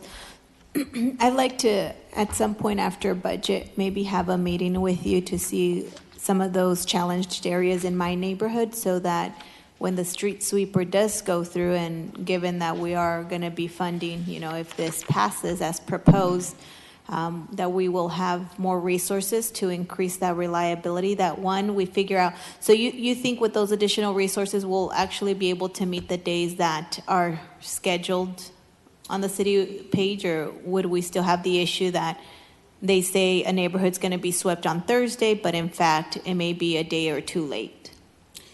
I believe that we'll be able to greatly increase that reliability. And I'm confident in our division manager, Brian Russell, and his team. They'll do everything they can. Occasionally, we do have situations of, we talked about 11 operators, employees. What happens when we have 4 people call in sick and another person with an on-the-job injury? We may have a reduced pool. Sometimes we ask other employees to act in that capacity. We move people over as we can. That said, I believe this will greatly improve our reliability. One other item I would add, I'd be remiss in not noting, we've had some great successes actually in Councilmember Bain's district, where the neighborhood, for example, with the Yakomi neighborhood and the Lowell neighborhood, they're very supportive, working with the community of how can we get better street sweeping. Council had mentioned parked cars, and the neighborhood bought off on the concept of let's have a once-a-month parking restriction on that side of the street. That way, our operators actually to go in and able to service that whole side consistently versus dodging cars. So, to notice the public, how do we do it so that they know that the street sweeper may be coming that week? How do they know, aside from us having it posted on our website or them calling our offices? For the vast majority of neighborhoods, that would be through the website with the street sweeping schedule. And again, there's no current penalty in those areas for parking on the curb on the street sweeping day. For those that we do have that special parking restriction, we had some great leadership in the neighborhood. We had also currently one of our managers, Phil Sky, within Development Resource Management, was very involved with the community and really got the word out. When we made the change to have that enforcement on one day a month, there was notification to each one of the residents about that change in schedule. And you brought up a great comment, I think, in terms of like the Yakomi, the Lowell area. I noticed I think the city of Fresno over the last couple of years has done a good job of reporting out some of the consulting contracts and the agreements that we do. I think both under 50,000 and above or something like that. And so what I noticed when I was going through those charts, that actually the Lowell community received some extra help in terms of, I don't know, I think I saw maybe 70,000 for cleaning. How do they get that extra help? What funding source is that? Because I know that's separate and apart from kind of the CDBG stuff that we've done to allocate for them for tenant education and so forth. But I did notice, and let me see if I can pull it up, because I thought that was interesting. I know that, hey, if the Lowell neighborhood is getting that benefit, I know that there's some neighborhoods in my area that we would like to see those, similar funds to clean the neighborhoods. I think it was like cleaning or something like that, contracted out to the Lowell. Are you talking about part of the transparency reporting? And the Yeah. contract? If you could send me what contract in particular, I can pull it up and see the background on that and why. Yeah, because I think those were contracts under 50, so those didn't come to council, but they amounted to more than 50. So I'm not sure how that worked, but I will I would like to know if, is that through Public Works or, what source of funding? And I'll get that to you, City Manager. Thank you. Great. Those are all the questions and comments. Just, thank you so much. We really appreciate your department and all the work that the men and women of your department do to make our neighborhoods cleaner, safer, and, get the infrastructure done. So thank you so much for your work. Councilmember, you just came. Did you have any questions for Public Works? You're good? Okay, perfect. Thank you so much, Scott. Thank you very much. Council President, I have just a unrelated question. For Thursday's regular meeting, could we, and I just spoke with the city clerk, could we find a way of timing the marijuana workshop and vote to like 3 o'clock in the afternoon or something like that? I've been asked to have it, request that it's timed in the morning. Is it timed? No, I'm getting requests to time it in the morning. And I can tell you, council member, 3 o'clock in the afternoon won't work for me. That I've got to be out of town that day, so Okay. I'm hoping for a shorter, definitely a much earlier time. But you're fine with it being timed, so. Yeah, as long as if the council president No, agrees, absolutely. like I maybe think 10 we do have 10 o'clock council or- members leaving, so I think that everyone should probably be. and not to speak for him, but I think Councilmember Chavez is leaving as well. So I think we were I prefer maybe 10 o'clock time or something like that. Well, I was more just interested in a timing, so that way. Totally people- agree with that. Yeah, okay.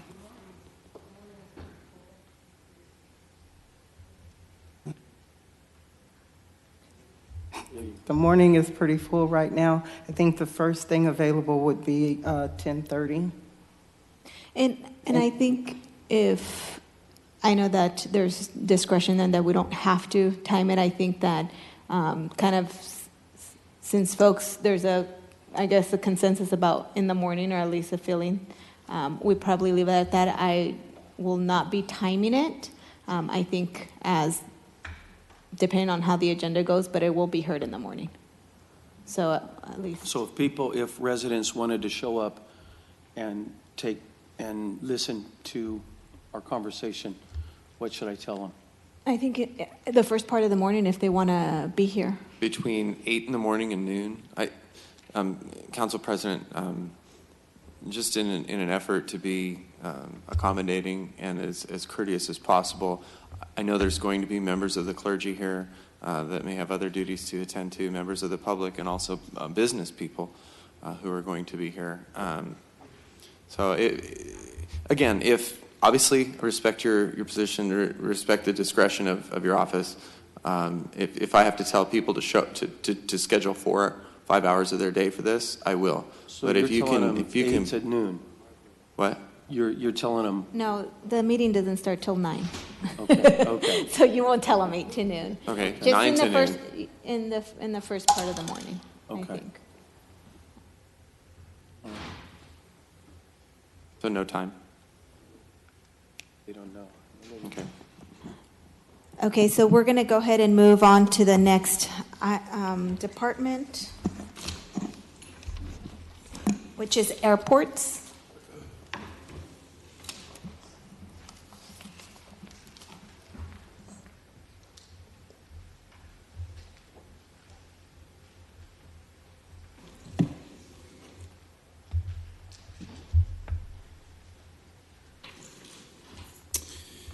Okay, airports departments, its budget starts on page B117. Its funding source is primarily the internal enterprise funding. Total overall budget is $55.6 million, which is down from FY18 amended budget. Their total permanent FTE positions are 101, which is an increase of 1.95. The department's overall revenues are budgeted at $87.8 million, which is a decline of about $4.2 million. This is primarily due to reductions in the intergovernmental revenue of $10.7 million, and that relates to the Taxiway C reconstruction project, which is a majority of the revenue reimbursements for this project, which was anticipated in FY 2018. Now, this reduction is partly offset by a higher carryover starting in FY19, as well as charges for services which are increasing by $1 million. And this increase is related to landing, parking, and passenger facility charges, reflecting the Chicago provided by United, Denver by Frontier, and Morelia by Volaris flight services which were implemented in FY18. The department's overall appropriations total $55.6 million, which is declined by about $4.4 million. Under the department's appropriations, their operating budget, specifically the non-personnel operations, is at about $7.3 million, which is an increase of about $378,000. Of that includes an increase of $156,000 for contractual obligations, $72,000 for anticipated increases for utility pricings, $112,000 for contracted electrical work and for the gate system and loading bridge software maintenance, and lastly $87,500 to address ongoing maintenance and passenger growth in FY19. The department's interdepartmental charges are budgeted at about $3 million. This is an increase of about $355,000.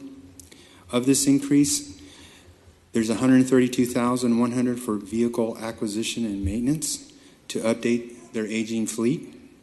$107,000 is for the federally mandated aircraft and rescue firefighting station contract with the Fresno Fire Department. And there's $47,100 for contract law enforcement to provide additional security support to airports' public safety. Capital appropriations are budgeted at $32.5 million. This is a decrease of about $5.2 million, which is predominantly caused by the reduction in appropriations needed in FY18 for the first phase of the Taxiway C construction project. Included in the capital budget, there are $13.7 million for the completion of the first phase in addition to the second phase of the Taxiway reconstruction project. There's $5 million for expansion of passenger parking lot, $1.3 million for the Marine Base demolition project, as well as $1.3 million for the terminal lobby roof renovation project. Council, this concludes my overview for the department. Thank you.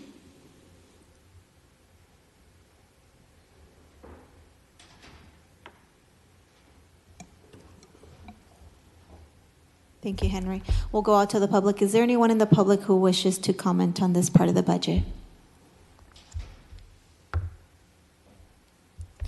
Seeing none, we'll bring it back to the dais. There are no questions at this moment, no questions or comments.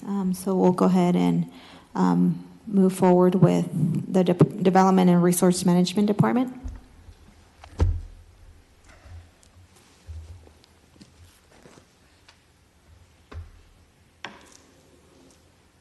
Oh, you know what?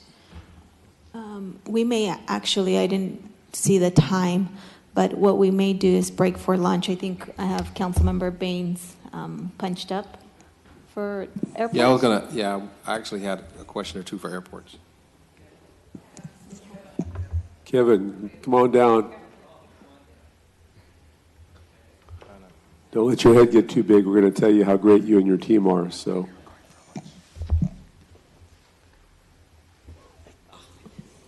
Hey, Kevin, how are you? Good morning. Good. Good.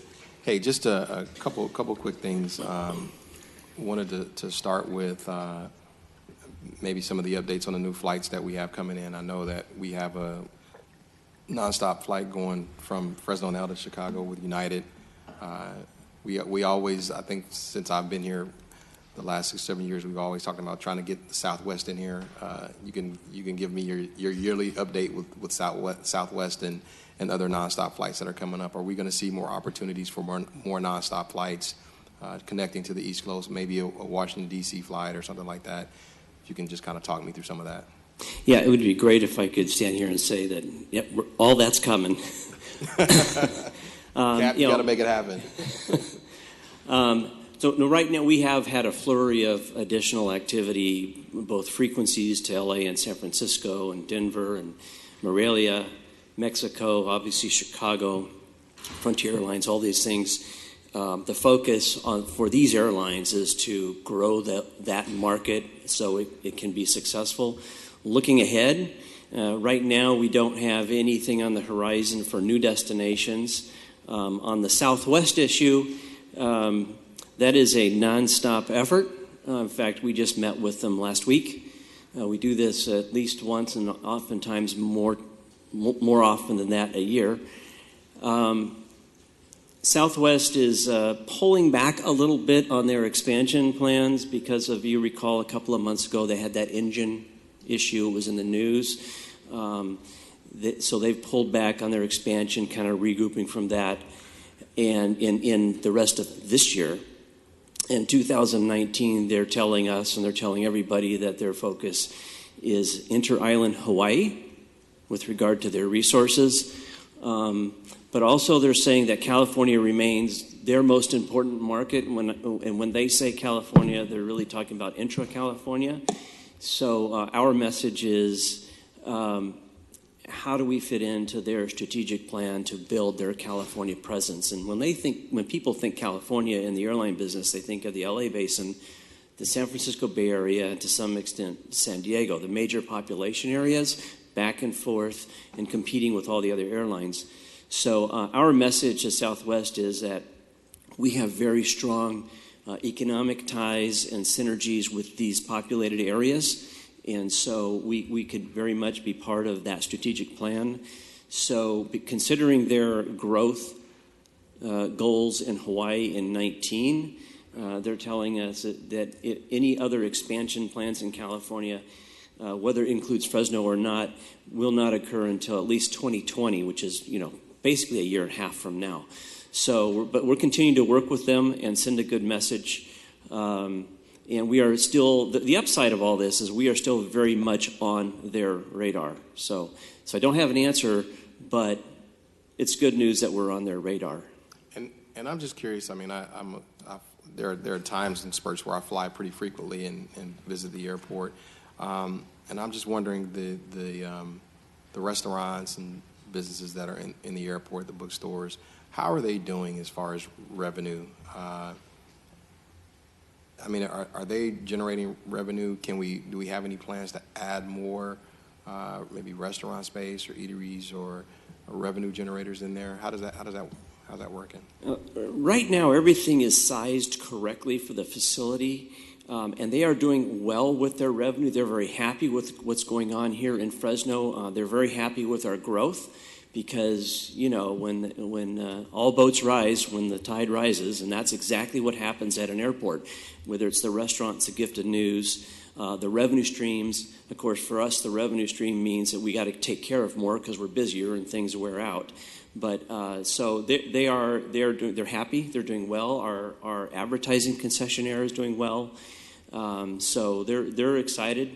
I think in not long-term, but mid-term, we are going to be re-looking at the whole restaurant gift and news scenario as part of the master plan, which is nearly complete, and how that can be better, how we can better utilize the space we've got, especially pre-security down near the Starbucks.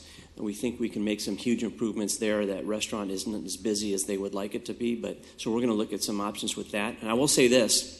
Later this year, Host, who runs the restaurants, they're putting in what's called a taco cart. This is a movable cart where they can put it in down in the lobby to feed those folks that come in at night or that come and visit, and then they can move it upstairs in the gate area. And they've already gotten health department approval. So they're just trying to add different types of components to the offerings at the airport. And we're pretty excited about that. They've done this at other airports as well. Yeah, no, that sounds good. And I'm glad to hear that. One of the reasons that made me ask the question is because I've come to Fresno late at night on a flight, and there's nothing, not any food options for that matter.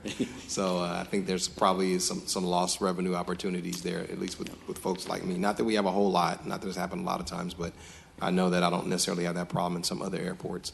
And the last question I will ask, and the city manager will have to help me with this because, you know, I've been trying for a few years now, Wilma. You know, we travel, you know, quite a bit, and I go to other airports, and I see where, particularly the airport is our asset, where there's a picture of the mayor and the city council, pictures of the mayor and city council in airports. And Kevin's looking because I think I asked this maybe a year or two ago, and 2 years ago. Thank you, Council President. And I made the request. I think quite like when a person comes in City Hall, it's fair to show who the city leadership is. And this is not a request out of vanity because we want our pictures up any place, but I think it's a good indication and it's a good look. And when I've walked in other airports, I've seen that where you can see who the leaders of the city are. So I make the request again that you guys find a way to display, you know, the pictures of the mayor and the city council and the airport. So, well, Clint wants to be in there before we leave office, but you know,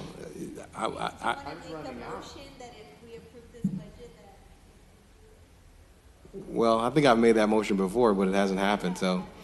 Yeah, and that's the first time I've heard of it. I'm happy to work with Kevin. I mean, Kevin, do you have any issue with doing that? And I haven't seen that in other airports, but I think it's a good idea. Yeah. So.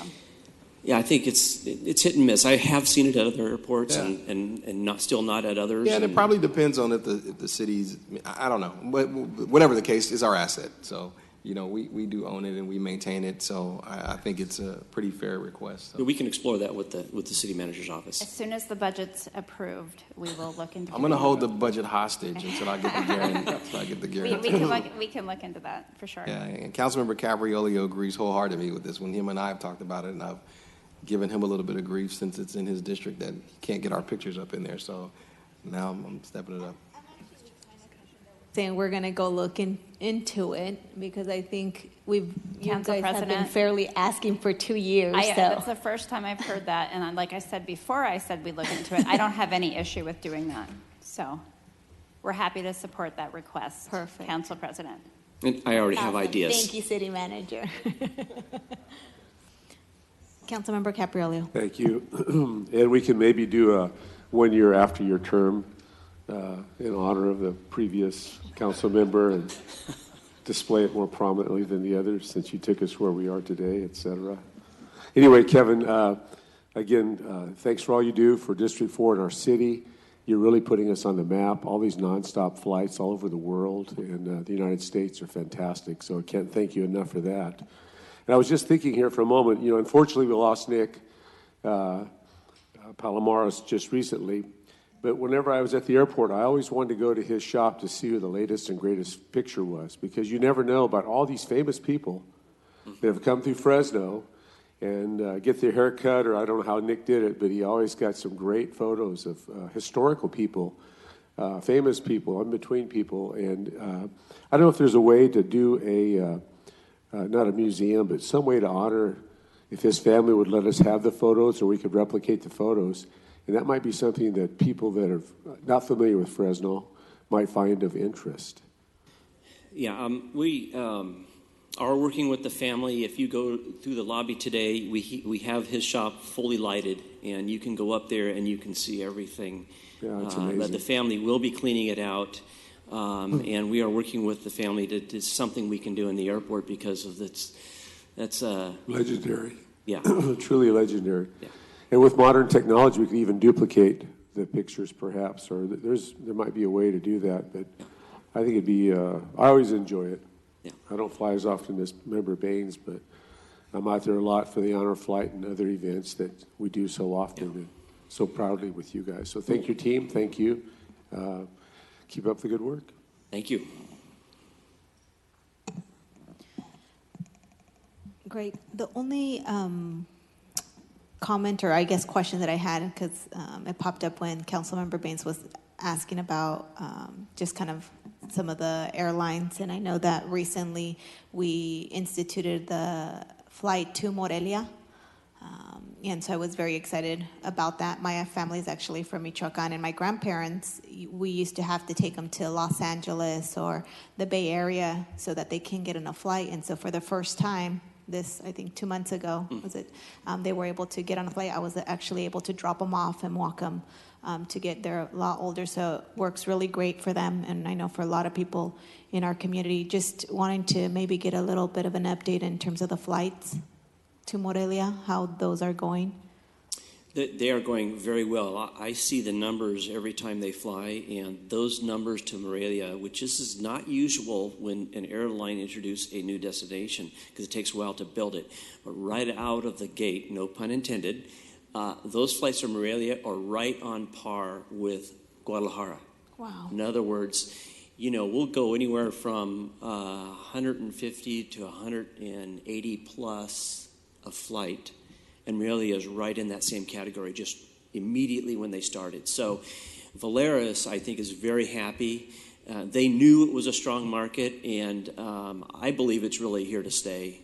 And in fact, you know, as we continue to work with Customs and Border Protection, I think that I wouldn't be surprised if Volaris wants to increase that frequency to Morelia. Oh, wow. Great. Awesome. Just wanted to bring that up because I know, at least personally, when I saw my grandparents, or, you know, us having not to drive to LA or the Bay Area to take them to catch a flight was pretty awesome. So thank you for the work that you're all doing. So what we're going to do, we'll break for lunch. We'll come back at 1:30 and continue on with the rest of the departments. Thank you.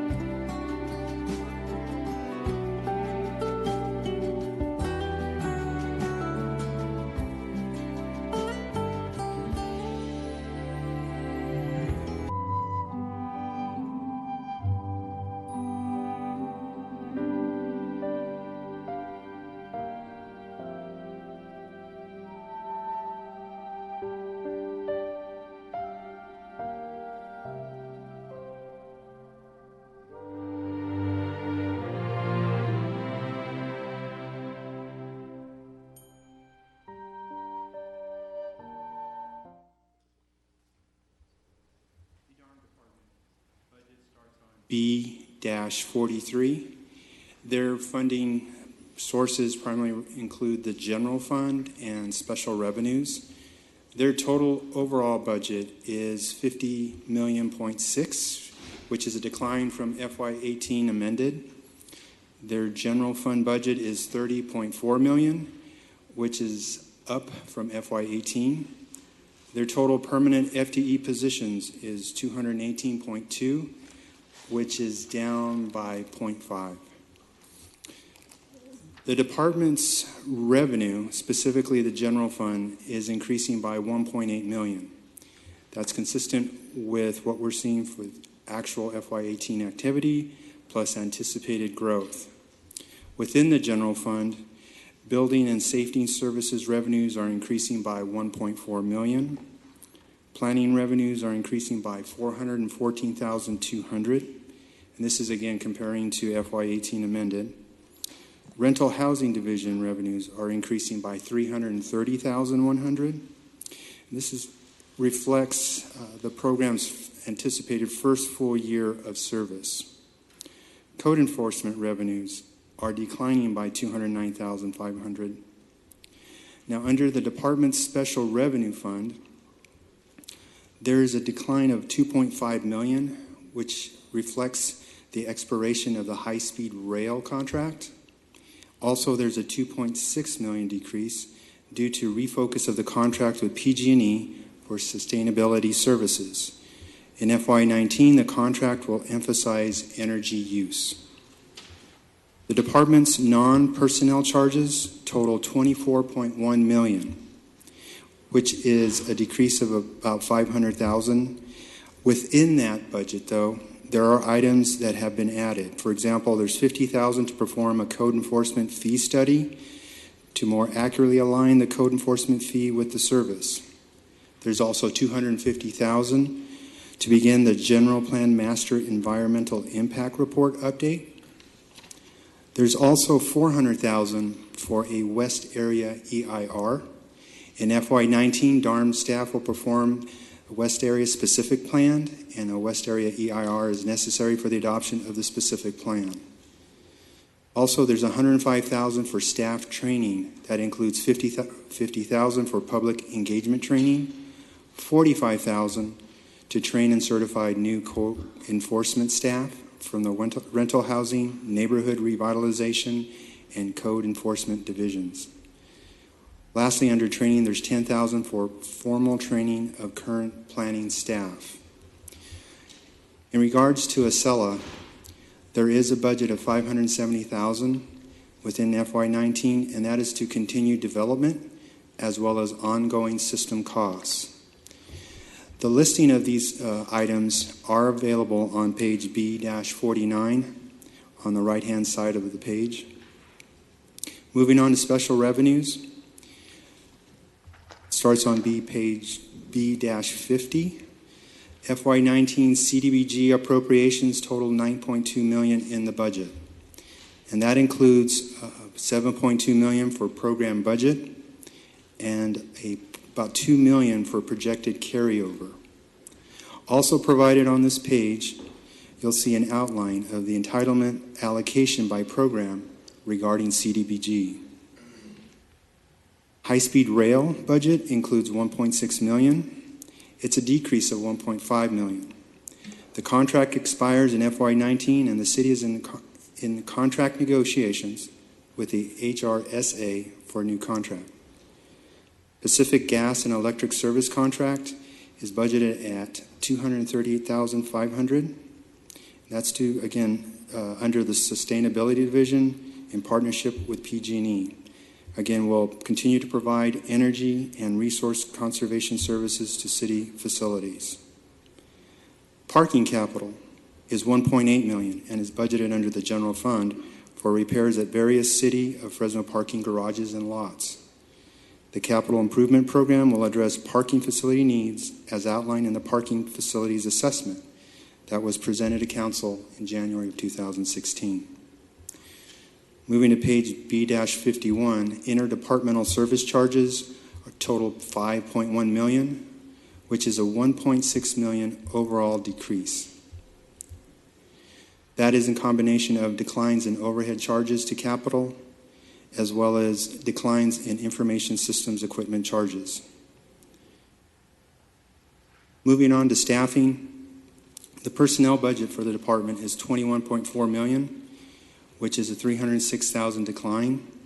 Most of this decline relates to reductions in contract extra help. But in addition to that, the department will utilize previously defunded positions. For example, under the Business Friendly Fresno 2.0 exclamation point, there's $274,200 to fund 5, again, previously defunded positions. Also under this program, there's a conversion of a senior secretary position to a management analyst. And lastly, there's an addition of temp staff totaling 0.5. These positions will be essential for this program by improving 1, application processing, plan check turnaround, customer support, front counter support, which in turn is expected to assist the department reach its customer service goals. Moving on to Council Major Task Force Matrix Report, that's on B-53. This is also utilizing 3 previously defunded community revitalization specialists. These positions previously transferred to Rental Housing Division, but are required in the Code Enforcement Division based on the workflow and service requirements. They will inspect housing complaints that are received by the Code Enforcement Division. And lastly, there are 2 position transfers. They are Fire Prevention Inspector 2s that again will move from DARM to the Fire Department. Council, that concludes my budget overview. The Director and departmental staff are here for your questions. Thank you, Henry. We'll go out to the public. Is there anyone in the public who wishes to comment on this item?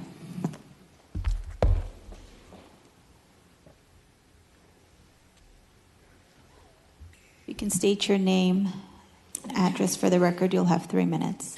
Hi, good afternoon, Council President, Council members. My name is Grecia Lenes. I'm with Leadership Council for Justice and Accountability. And first, I would really like to commend the staff and the administration on the budget this year. You know, we saw some pretty good things in there, including a $50,000 allocation to do training for the staff to better engaged community, and we know how important that is. Ideally, we would like to see more because it is a very, intensive resource. But we appreciate the good faith effort that the administration and staff is putting forward to this, as they're working on a lot of specific plans this year and just general plans in general. One thing we would like to recommend for the scope of work for that particular line item is we hope that the scope of work would include engaging community to figure out what best works for them, and not just have a consultant come in and tell the staff, but really invite community to tell them, like, yeah, this works for us, this doesn't. So we hope this particular line item is very inclusive in that sense. Second, I was live streaming some of the budget hearings last week, and I was very pleased, and I appreciate a lot of the comments that were made last week on the homeless issue and how it's not the police is not a solution for this, and we do need a comprehensive approach for this.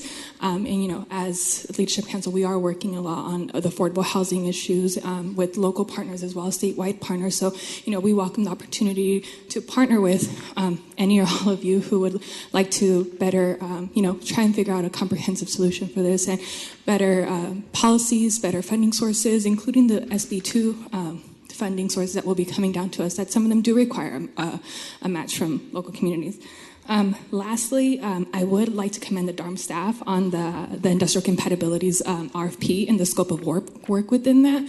They've done a pretty good job of, being very comprehensive to find a solution so we don't have any more problems like the dairy producers problem that happened a couple of months ago. That community came and they don't want any more trucks in the community. And the ICA, I believe, is something that we can work towards too. However, it does need a little bit more funding. We believe it needs another $100,000 to be able to be done into a 2-phase approach to, properly address these issues at a citywide level. Thank you. Thank you. Anyone else from the public who wish to comment on this part of the budget?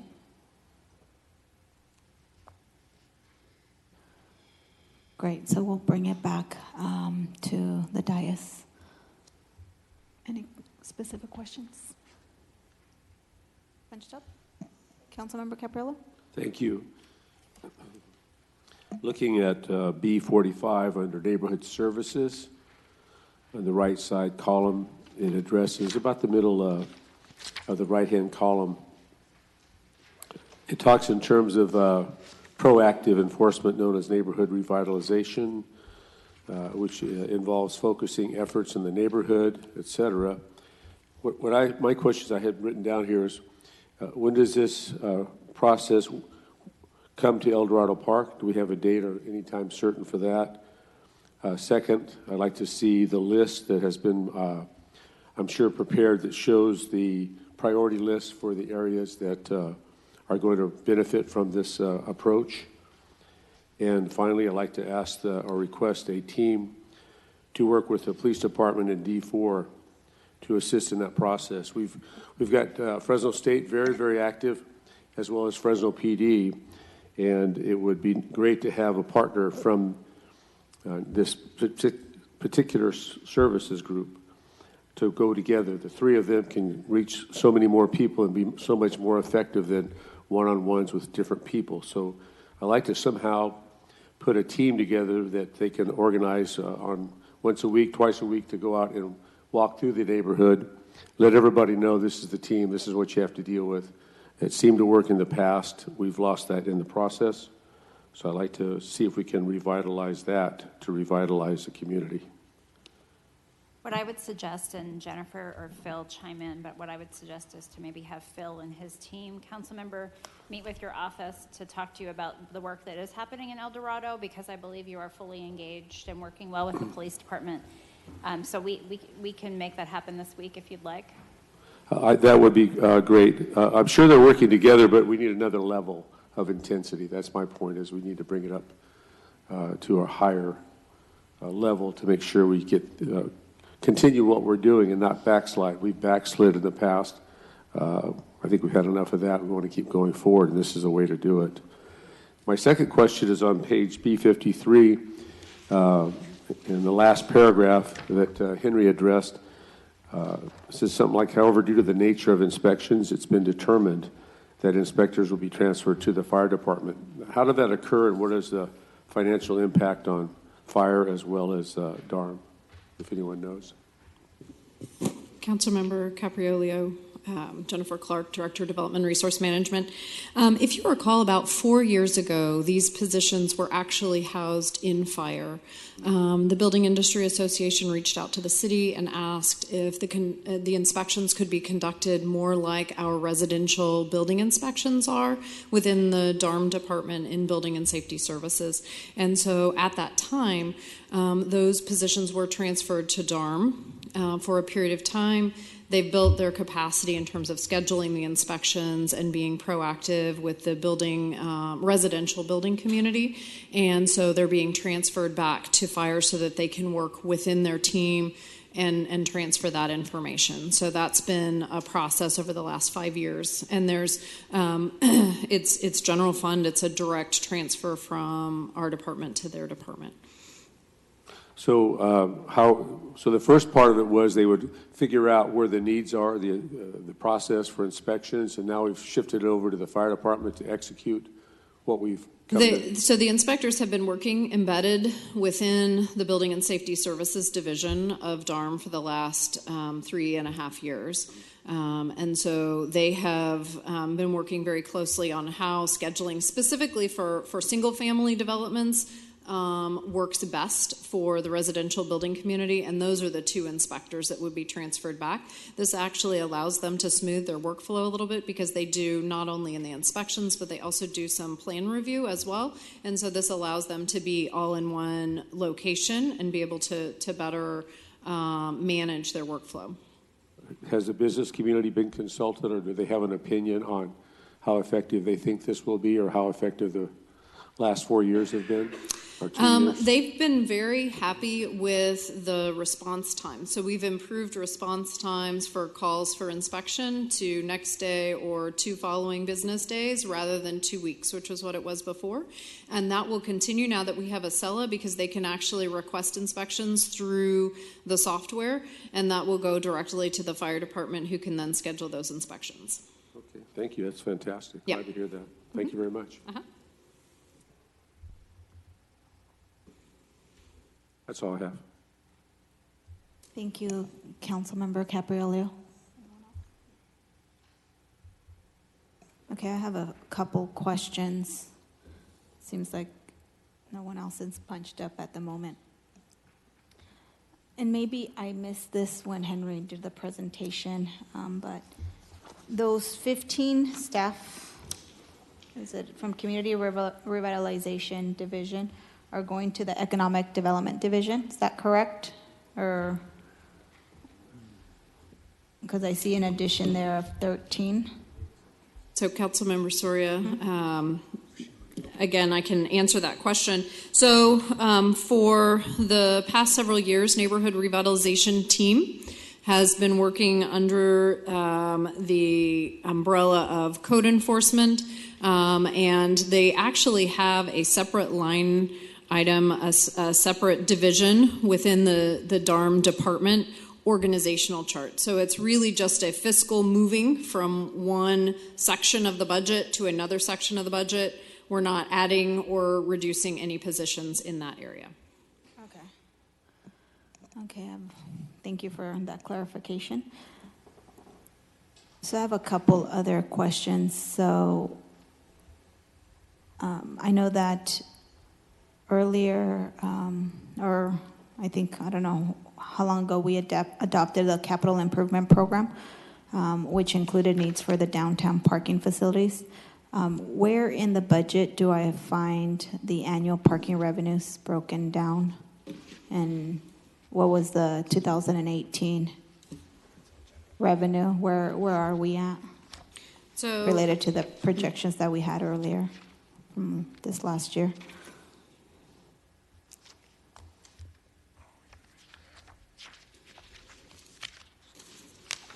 Pull up. Sorry, I have many pieces of paper.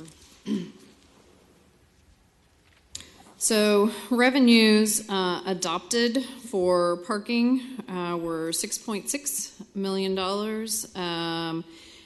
We are estimating that at close of fiscal year will be at around $6.1 million. We're budgeting or proposing $6.4 million for FY19. We had a number during our current fiscal year. We had a number of areas that were out of service for a variety of reasons. We closed off certain meters or took them out because of the construction of BRT. We currently have a whole section of meters that are out because of the construction of the county jail. So there are certain places where we're anticipating revenues to be reduced. Plus, as stated on B48, the council adopted a new 2018 sales contract with the Fresno Grizzlies. And so there is a portion of funds from parking revenue that is transferred as a result of that agreement. How much? The transfer is $160,000. And then where in the actual budget can I find those 61 or 6.1 or 6.4, I guess, 6 you said this year? It's not under fines. What would it be? No. So parking is included in charges for service. So in the summary of that particular category on page B54, you see the different funding sources. So charges for service is inclusive of parking. Okay, so that 12.7 includes. Is there a difference, I guess, in terms of services, charges for services? Aren't these considered fines? No, The- so the fine revenue parking- is parking below. ticket? Oh. Fine revenue is Okay. below that, and that's $2.2 Oh, I million see. dollars, and the majority So of those that for tickets? is parking. Yes. Parking tickets, the others are the monies that come in for people using the meters. Right. The other is meters, lots, contracts with other other entities downtown. And so have we been generating, in terms of the fines, about the same amount?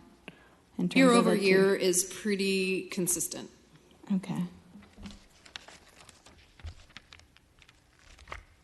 And then one of the issues that I'm interested in is the housing component. I've been a huge advocate in figuring out how we build more affordable housing in our community.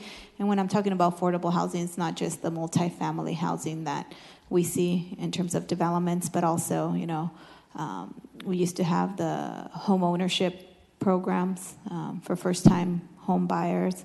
And I think last year I made a motion to make sure that some of the leftover money that we wouldn't use, we would use for affordable housing. Interested to see, aside obviously from some of the housing dollars that were allocated through federal grants and federal funds that we get, has the administration budgeted for any additional housing? We know we have a crisis in front of us. We have a homeless problem in our community. Are there any strides in this budget to include housing dollars to continue tackling those issues?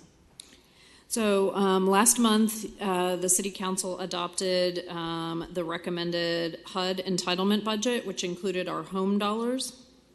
Predominantly, our home dollars are used for either the rehabilitation of or the construction of affordable housing. We have agreements with Habitat for Humanity to do not only rehab but also new construction, and that's through our Chodo agreement with Habitat for Humanity. Additionally, we have multifamily contract that we usually do an RFP about every other year with our home dollars for $1 to $1.5 million that then can be leveraged with a tax credit application. So aside from the federal programs that like the federal dollars that we get, is there anything else in the budget for housing or to figure out if we can add additional dollars? Is there anything else? We do not directly allocate funds in our budget, or we do not have any funds allocated in our budget specifically to add additional affordable housing outside of the federal dollars. Outside, okay. And then just want to touch base more on the housing stuff, because I know that we've had some challenges in terms of, in some of the reports that we've been given. And if we go back to the Office of the Inspector General's report back in last year, I think the August 2017 report, it talked about some findings of the City of Fresno not administering the CDBG funds in accordance with the HUD requirements. Can you just give us a status on the audit and the update? What dollars are included? Here, is it in reserve pending the final decision that we've been, I think, anxiously waiting for a long time? And when do you anticipate that being resolved? We anticipate it being resolved before the end of the federal fiscal year, which would be before the end of September. We have been working very closely, Ms. Furtado in my office, as well as her staff, have been working very closely with the regional office in San Francisco and our consultant to address the monitoring findings.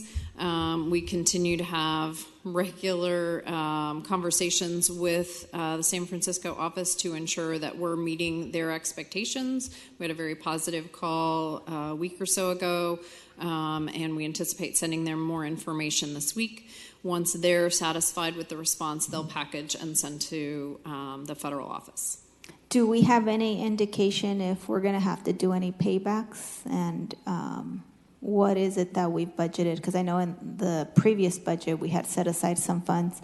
What is in this budget that we've continued to set aside in case that we do have to do any payback?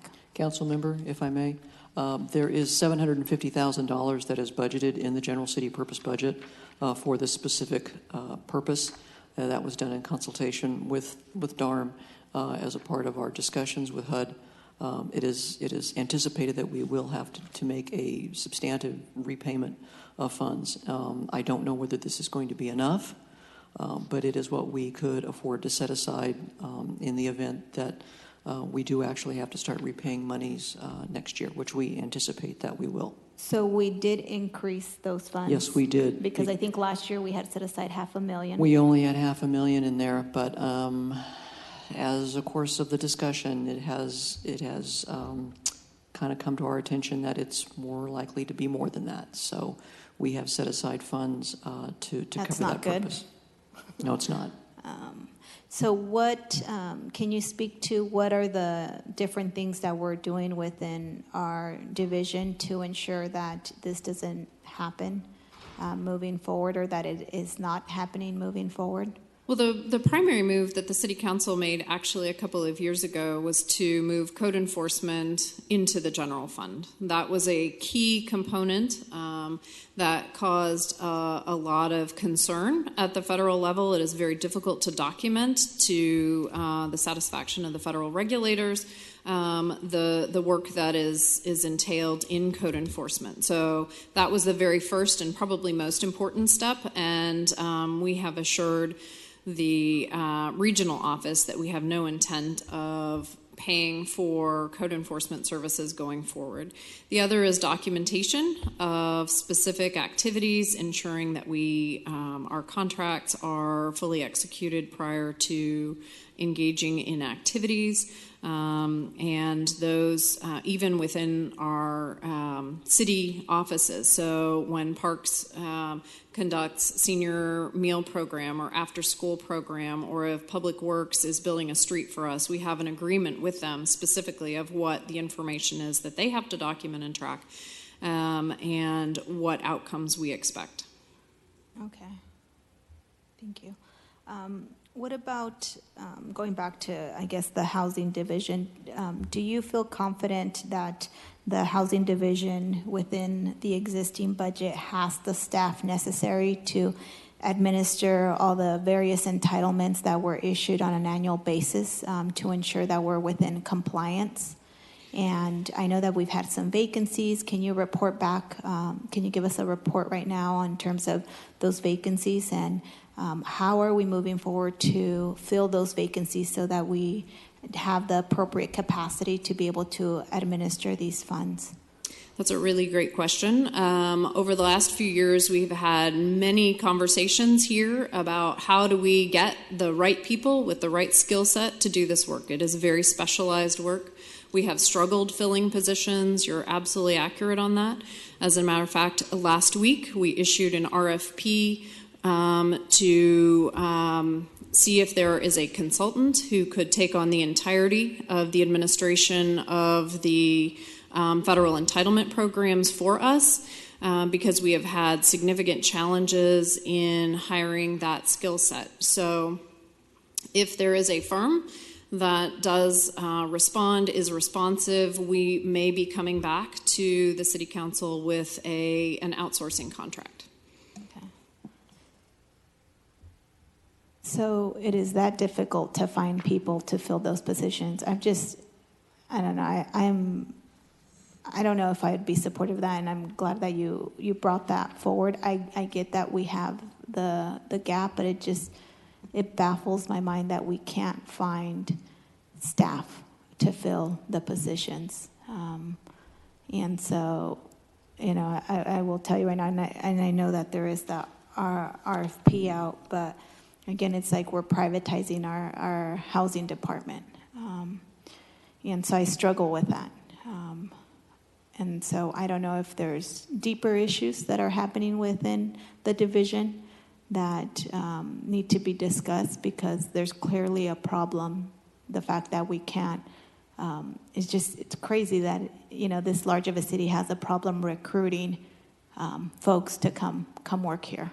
And Council President, and we have talked to you about this in the past, and so what Jennifer just shared with you should not be a surprise by any means, but it is very specialized work, and it's subject matter expert level, and Jennifer and Kelly can speak to the fact that we have a huge volume that we need to process, and we just are not getting the subject matter experts that we need to fill those positions. And so that's why this RFP went out last week. We're hoping we get a good response to it so somebody can come in and take over those services. Go ahead, Jennifer. I was going to say, it is very specialized. It is very complex. This is not the HUD of 10, 20, 30 years ago. These are different regulators. These are different regulations that are incredibly complex. We are not the only city in the country that has done this. Los Angeles outsources the administration of most of their federal programs. There are other cities that do as well. It is, when it's consolidated within a larger consulting agency who specializes in this work, they can have those subject area experts, and you can leverage that knowledge base farther. It is very difficult to find someone with the kind of experience that we need to ensure that we meet the expectations of our federal partners. Okay.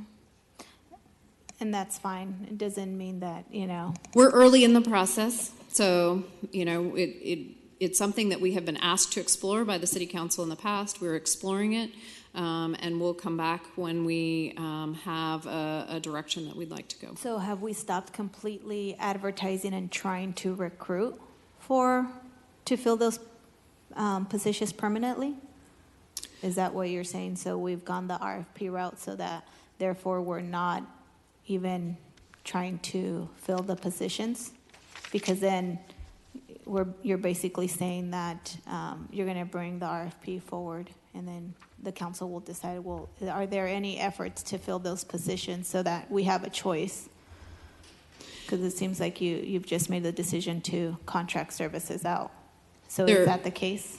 There are currently a number of vacant positions. They are, again, very general positions, project manager, accountant, auditor positions that don't, in their job description, don't require a specialized level of service. And again, trying to find that specialized level of service has been extremely difficult.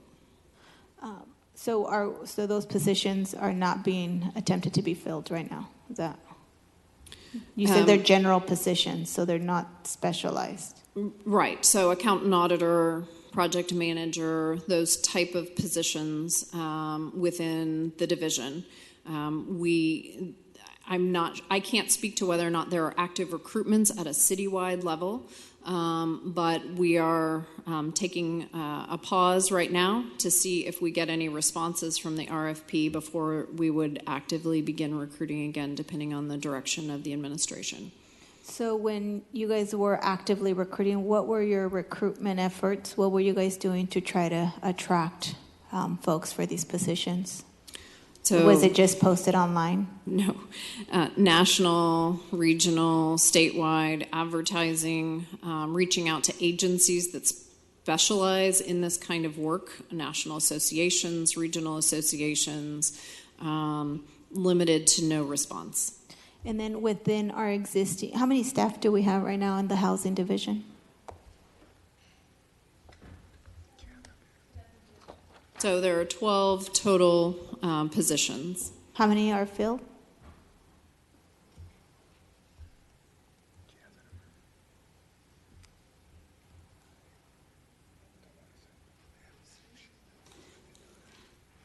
So we currently have 2 vacancies. However, we have pending retirements, so I can't speak to the specific number of individuals that we'll have filled in positions at the beginning of the new fiscal year. And within our division, there's no room for training folks so that they can, if they've been working there for a number of years, I'm sure that they've learned what the department does. Is there any opportunity for advancement within? And, does it make sense that we're training our people so that they're able to fill these specialized positions since they've been there for some time? So HUD offers specialized training on a limited basis. It is first come, first serve. It is very difficult to get into those trainings. Sometimes they're in California, sometimes they're not.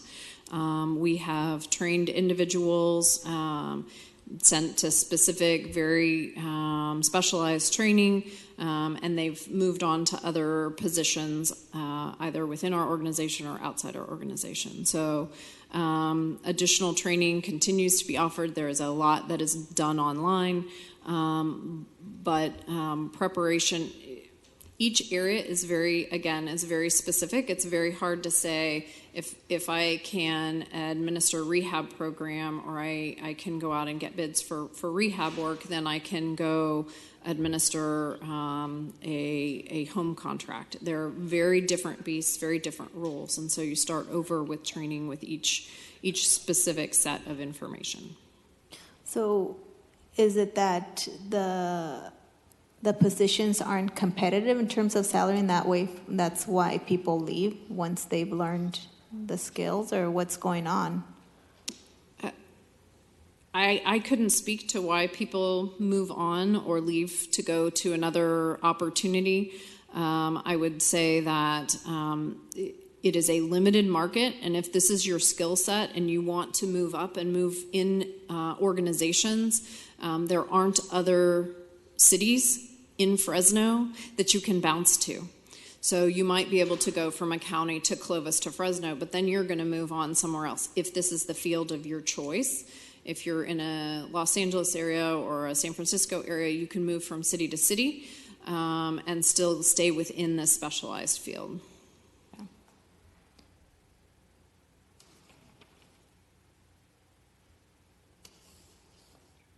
I think that we also had the consultant that was helping us, right, with the audit. Is that correct? We still have him? Correct. We are coming back to council, is it this week or next week?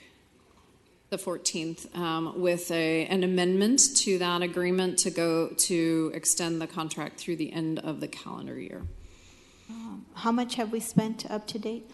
I'd have to get you that information. I don't have that off the top of my head. Yeah, that would be awesome if I could get that information. And so if you're proposing for us to extend, how much more money will that contract be? Do we know?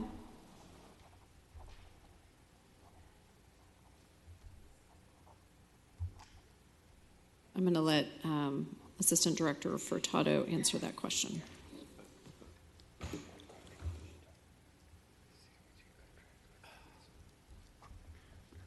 Council President, did I hear you ask about the contract for the auditing, the assistance for the auditing? Mm-hmm. Yes, there is a firm that did get that contract. That is not the one that will be coming back on the 14th. So the OIG audit that you were speaking about earlier, there will not be an extension to that contract. They will be continuing that under their previous and original agreement. So, okay, and we budgeted enough for it at the moment for that? So that one is fine. There's no changes to the auditing consultant. We have two consultants currently in the housing division. One is a firm that is handling the OIG audit and that closeout. The other is one that was for a staff augmentation. It was a very short-term contract, and that one is the one that we're going to be bringing back to council for an extension for 6 months and no more than $50,000 or $60,000. And that is for because we've been unable to fill the positions? Correct. They've been the ones that have been doing the staff augmentation as we've been challenged with those vacancies. Okay. So, okay, that answers my question. I'm just I'm just having trouble, dealing with the fact that we can't hire to fill these positions and we have to go out to consultants to do this work. Out of the dollars that we've expended up to date with the consultant for the audit, what have we gone out of them in terms of work products? So they've helped us navigate through the audit. Have they helped us with best practices, developing, what for our department so that we won't be in this bind again? So some of the services that they have provided to date are essentially going through the audit findings, identifying specific things that were requested by the federal agency and responding to those items. We believe we've been able to clear a number of items. through their assistants. They're preparing documentation for work completed prior to 2013 to ensure that we're responding to that particular monitoring concern. And they're working directly with our regional office to ensure that their sample data is good before they build the entire full set of data. They've also assisted with policies and procedures, building some staff capacity in some of the federal software programs and that kind of thing. And so, so they've built policies and procedures to move forward in order for staff to be able to have a process so that we are not in this. They have assisted us in either refining policies and procedures that we already had, providing new ones, or amending existing.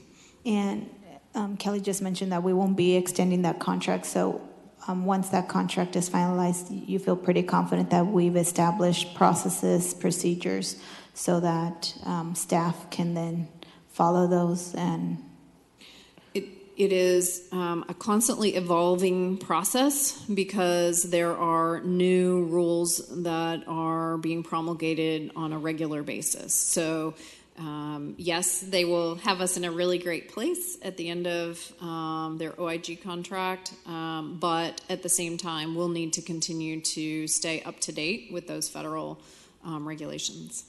And do we have staff that is like the point person that would be updating that after Correct. the consultant is gone? The housing manager would have the responsibility of ensuring that we are staying up to date on all of our programmatic requirements for all 4 federal formula programs.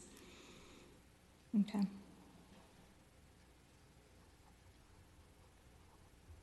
I think those are all the questions I have for now. Thank you. Thank you. Councilmember Brandau. All right. Thank you, Council President. So I am interested in getting more details on a question that was presented by our council budget analyst on this list of pages that I got from him. And it's question number 3. If the rental and housing improvement program were defunded, how much savings would be realized by the general fund? And then the answer, there's some answers there, but they're not very specific. I'd love to hear more about that. Councilmember, if I can address that. Yeah, I've been working with your analyst to get that answer this morning, and it is part of what I'm preparing for him this afternoon. But if you wish, I can go over it now. We are talking specifically of the proactive housing program, because there are several programs within that division. And please, staff, if I misspeak, please jump up and strangle me. The total program costs in FY19 for that program are $1.4 million. Now, the total revenues that go with that program are about 1.2 million. And so if that program were to go away, those revenues would go away with it. And so you would have to subtract those revenues from that program if that program went away. And so the net of those two is about $300,000. Now, as a part of that program, there are several full-time positions which would be cut, which would be eliminated, and I believe all of them are at this time filled. And so we would have to see whether or not they could be moved to another part of the city, or if they have seniority to bump or what have you. There are, however, 7 partially funded positions within that program. And unless we were willing to cut those positions, which would affect other programs within that division or within the department, then the funding for those positions would simply be moved somewhere else. I speak of an admin clerk. I believe there's an accounting position within that program that is partially spread to that program, but it also has functions, it also has responsibilities in a different program, because they spread them out. They don't just dedicate them to one particular program because they don't have the money to do that. And so presuming that those positions would have to stay somewhere within the city, and then also reducing the cost of the the POB debt service, because that debt service is also allocated throughout every position in the city. And so if these positions go away, that debt service is still there. It still has to get paid. And so it would simply be respread to other positions within the city, because the debt service doesn't get smaller because we have fewer positions. Mm-hmm. The debt service is what it is. So the net of all that, the net savings would be approximately $123,600. Okay, so let's talk about the $1.1 million of revenue. Where is that revenue coming from?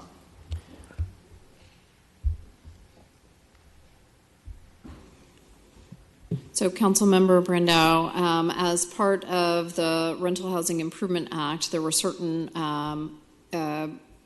master fee schedule amendments that were made by the City Council to allow for a charge for inspections. So the anticipation is that those fees, that revenue, would primarily be coming from inspection fees. So as a unit is inspected, the owner is charged for that inspection. So it is, as the Assistant City Manager stated, it's directly correlated to the work that they're doing. If they don't do the work, they don't collect the revenue.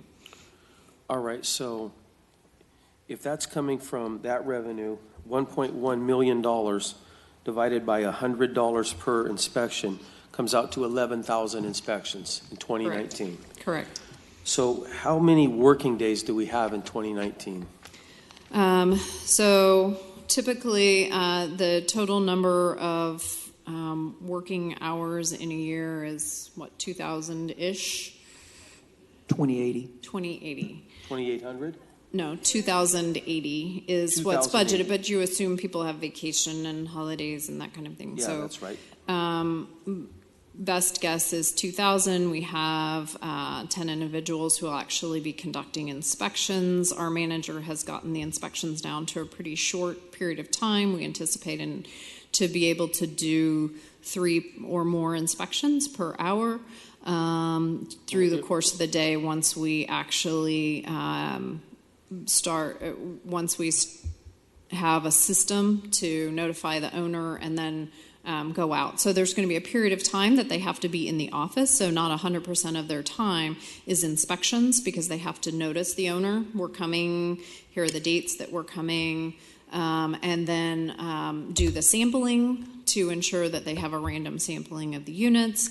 Then they have to do the response letter afterwards, pass, fail, and then re-inspections as necessary. So, yeah, and that makes my math even worse. So if all 2,080 hours were on only inspections, we'd need to average 5.2 inspections per hour, not 3, 5.2 an hour to reach the $1.1 million of revenue. And with 10 inspectors, that actually reduces dramatically. So if 2,080 times 3 is 6,000.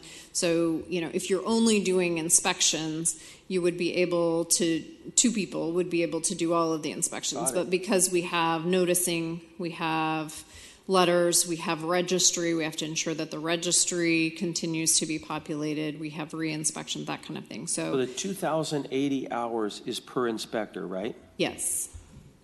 Okay, and how many inspectors do we have? 10? 10. Okay. So are you confident, is this program up and running yet? I can't remember. I know it's really close or something. So we're really excited. It's a great opportunity to promote the online registry, which is really easy to get online and register if you own rental property. But we're over 40,000 units that are currently registered. It is free. To register, a lot of people are sending them in via paper. So our inspectors, instead of doing inspections, are entering in all of the data for the registry.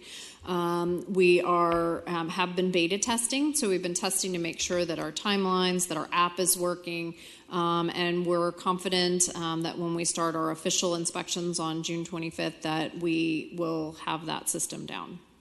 Okay, so June 25th is really the kickoff date? That's the first formal inspections, not informal. We've had several owners that have allowed us to beta test on their properties to ensure that not only they get the advantage of having an inspection, but we also have the opportunity to go inspect and ensure that our systems are working. So is the $100, remind me, is the $100 paid in fee when somebody registers, or only if there's an inspection? Only for each inspection. It's per inspection. The registration is free. If you fail to register, the council built in a penalty. So there's a fine if you fail to register.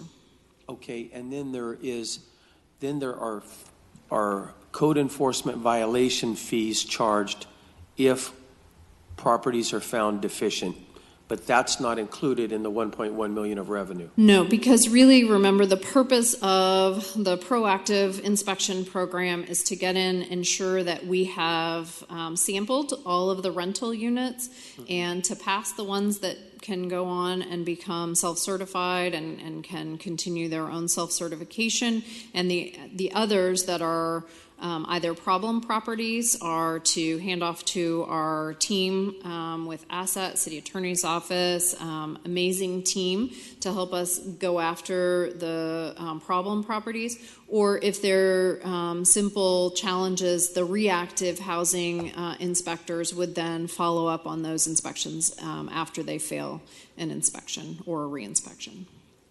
Okay. All right. So Jane, what you're saying is the difference between the cost and the revenue on this is only $126,000, something like that. I believe I said 123 is the net savings after the expenditures are taken into consideration, and then the revenue is eliminated along with the expense. Okay. But if it was just eliminated completely and we didn't get the revenue, we would be out. We would be able to realize closer to the $1.4 million in cost. What you're saying is it gets really close to revenue neutral. That is correct. To run that operation. And the way I'm looking at it, another way of looking at it is we would lose the revenue, but we would then save $1.4 million in cost. And how much of that cost is borne by the general fund? Well, all of that cost is borne by the general fund, but just to be clear, that $1.4 million of cost is offset by the $1.2 million or the $1.1 million in revenue. So you will lose $1.1 million in revenue when you lose the $1.4 million in cost. So if you get rid of the cost, you get rid of the money that goes with it. Yeah, no, I get it. Okay. So I know I very clearly get that. All right, then, let's see, I had one other question. Well, this question might be to Wilma more than you, Jennifer. Wilma, we had talked sometime, and you and I had talked a little bit offline, and all of council knows where I'm at on DARM and code enforcement. And I believe those code enforcement should be a separate department. Are we moving in that direction, or what's happening with that? So thanks for that question. So as we have talked to you, Councilmember Brandau and Councilmember Baines about, we have looked at separating, if you will, the planning functions in this department from the code enforcement functions in this department. And we believe that if we do that, it is the slow 2 to 3 year process in which we are very methodical and we do a comprehensive overview. Right now, the divisions are working really well together. And as you know, there's a lot of things that we are implementing and initiating right now. RHIA, like we just talked about, as well as code enforcement and implementation of the entire matrix report that was done. That's being taken on as well. So there's a lot of things right now that are going on, but it is something that we've talked to you about, the administration has talked to you about. It's something that we are interested in looking at. But again, we are really looking at, if we do go down that path, this 2 to 3 year kind of methodical, comprehensive overview, and then separation of those departments. Okay. All right. Thank you. Council President, I'm done. Thank you, Councilmember Brandau. Councilmember Bredefeld. Councilmember Caprielio. I had one item I forgot to mention on B45. We have all the areas of service for revitalization, and I wanted to add Sierra Madre as a neighborhood that needs those services desperately. Thank you. Is that a motion? That's a motion.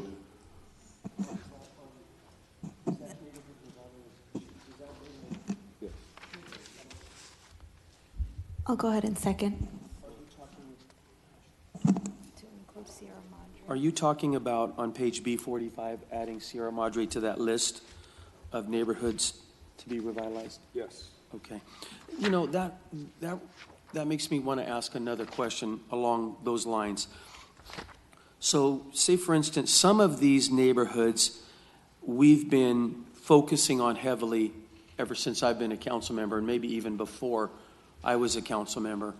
And then at what point do we shift some of the focus from those neighborhoods to some of the neighborhoods that are on the list but are not yet being served, with the addition of the one Councilman Caprielio mentioned? Excellent question. Thank you.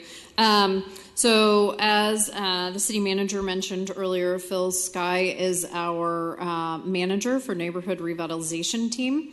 The team works very closely with the school district, the police department, the health department, other agencies within our community to identify target areas. And as you very adeptly identified, some of these are in what we call maintenance phase. So we're continuing to assist in the neighborhood building, but they've really reached a capacity level where they're operating really well as a neighborhood. Every once in a while, they need us to come in and do a sweep to ensure that they can continue. So several of these neighborhoods, like Lowell and El Dorado, have moved to the maintenance phase. Some are in active neighborhood revitalization phase. That means our team members are there every day. They're actively assessing every property. They're working with every resident and property owner and partner within that neighborhood. It might be a church, it might be a school, it might be a business owner, right? And then we have the next group that we're assessing. We're determining what's going to be next on the list. So those are really great. It's always great to get additional input. We have a group that meets on a regular basis with the mayor, and identifies where is that next phase. And we're about 15 months out in our cycle, and it takes several months to go in and do the initial assessment, the very active revitalization work, and then trying to get the neighborhood into maintenance phase so that they're stabilized. And it depends on the neighborhood as to how long it takes to get to that maintenance phase. Jennifer, do you mind even if I ask Phil a couple questions? Absolutely. I would love for you to talk about his program. All right. It's fabulous. All right, thanks.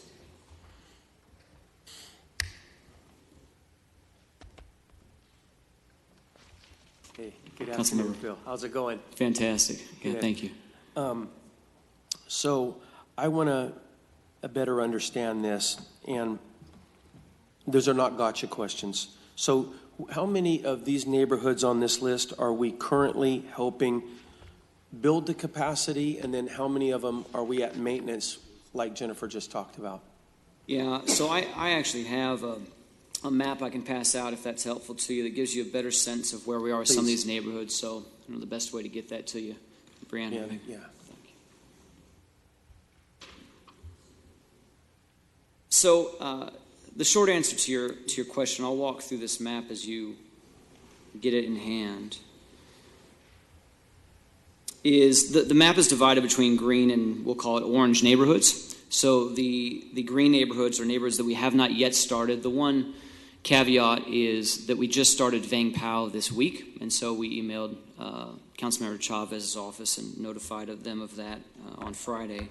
So Vang Pao is now officially an orange neighborhood as of this week.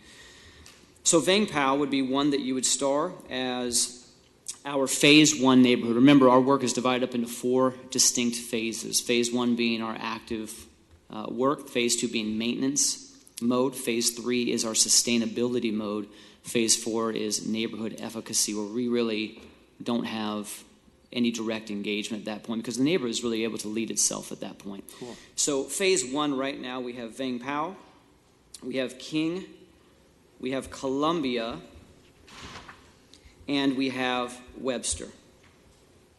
Go over those one more time, because Yeah, I'm sure. putting ones on all these. Yep.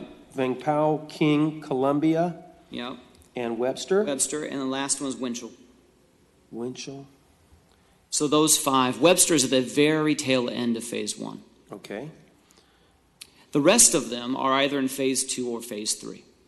So what that means that phase 2 is that we are now doing a monthly touch, both with our community coordinating staff as well as with our code enforcement staff. Phase 3 means we're doing a quarterly touch, again, with our coordinators and with our inspectors. Which ones are at 2 and which ones are at 3? Yeah, so phase 2 is Hidalgo Leavenworth. Mm-hmm. Phase 2 is Jefferson. Okay. Phase 2 is Slater. I don't think I've left any off. And then phase 3 should be El Dorado, Lowell, Yacomi. Did I miss anything? And Kirk. So that should be all of them. Okay, so the phase 3s are those the neighborhoods that we've been working with the longest? Is it kind of based on time or a certain need? Yeah, generally speaking, it is both. It's both and. Generally speaking, it is time elapsed, but really we have very specific metrics that we look at to identify whether or not we're ready to move to transition a neighborhood from any phase to the next one. It is both empirical in the sense that we are looking at the number of active housing cases we have in that neighborhood as a result of 15 months or more of proactive sweeping activity on a weekly basis. So a real good sense of where the neighborhood is in terms of housing cases. We're looking at blight, we're looking at crime, looking at property values and a few other things. So that's the empirical side of it. And then we have some more anecdotal data, and that's the stuff where we are sitting with and communicating with community stakeholders on a regular basis. And we're asking them the question, what improvement have you seen? And so we measure that as well through a pre and a post survey.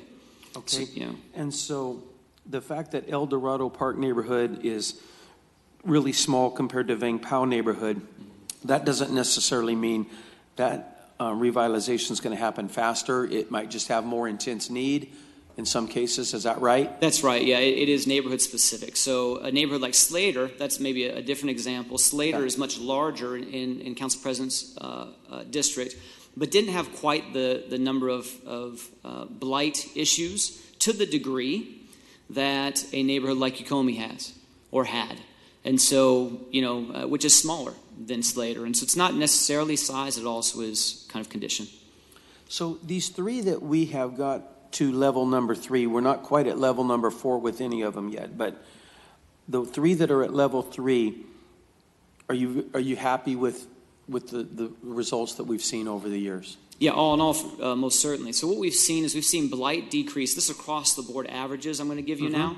So this is not neighborhood specific, but this is looking at all 13 neighborhoods. Okay. Across the board, we've seen blight decrease 91%. Wow. We've seen crime go down 12% in comparison to the neighborhoods adjacent to the neighborhoods we've selected, where during that same period of time, crime only went down 1%.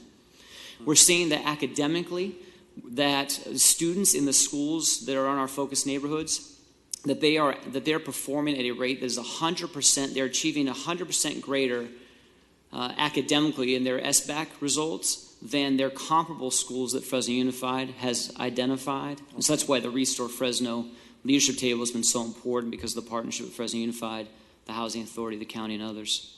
So we're seeing really fantastic results. We feel very good about it, but there's room for improvement in every one of our neighborhoods, no question about it. Bill, I've got to tell you, I'm glad that I called you up, because it's really good to hear this. I haven't heard much about this programming in a long time. It's like we could have used a workshop over the last year or so, but it's good hearing from you on that.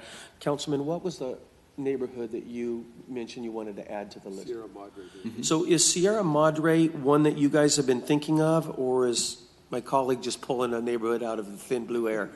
Not thin blue air. Councilmember Caprillo knows that Sierra Madre is certainly a neighborhood that's on our radar. Okay. It's not currently listed here because this list really dates back to late 2016, when we identified these 10 neighborhoods on top of 5 we had already committed to. And so what we are is we're at the final we're kind of wrapping up, getting through some of the neighborhoods. We have 3 more to go, as you can see. And before the end of this calendar year, the Restore Fresno Leadership Table that the mayor convenes on a quarterly basis will be identifying probably 5 new neighborhoods. And so that will be the moment in which Sierra Madre will be lifted as a possible neighborhood, and others that we'll consider. Fantastic. And then what is the overall cost of Restore Fresno for all of these neighborhoods? The overall cost of Restore Fresno. So Restore Fresno is an initiative of the mayor's office, of this administration.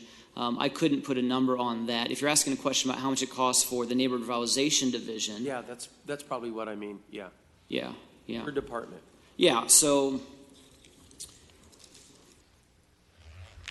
our cost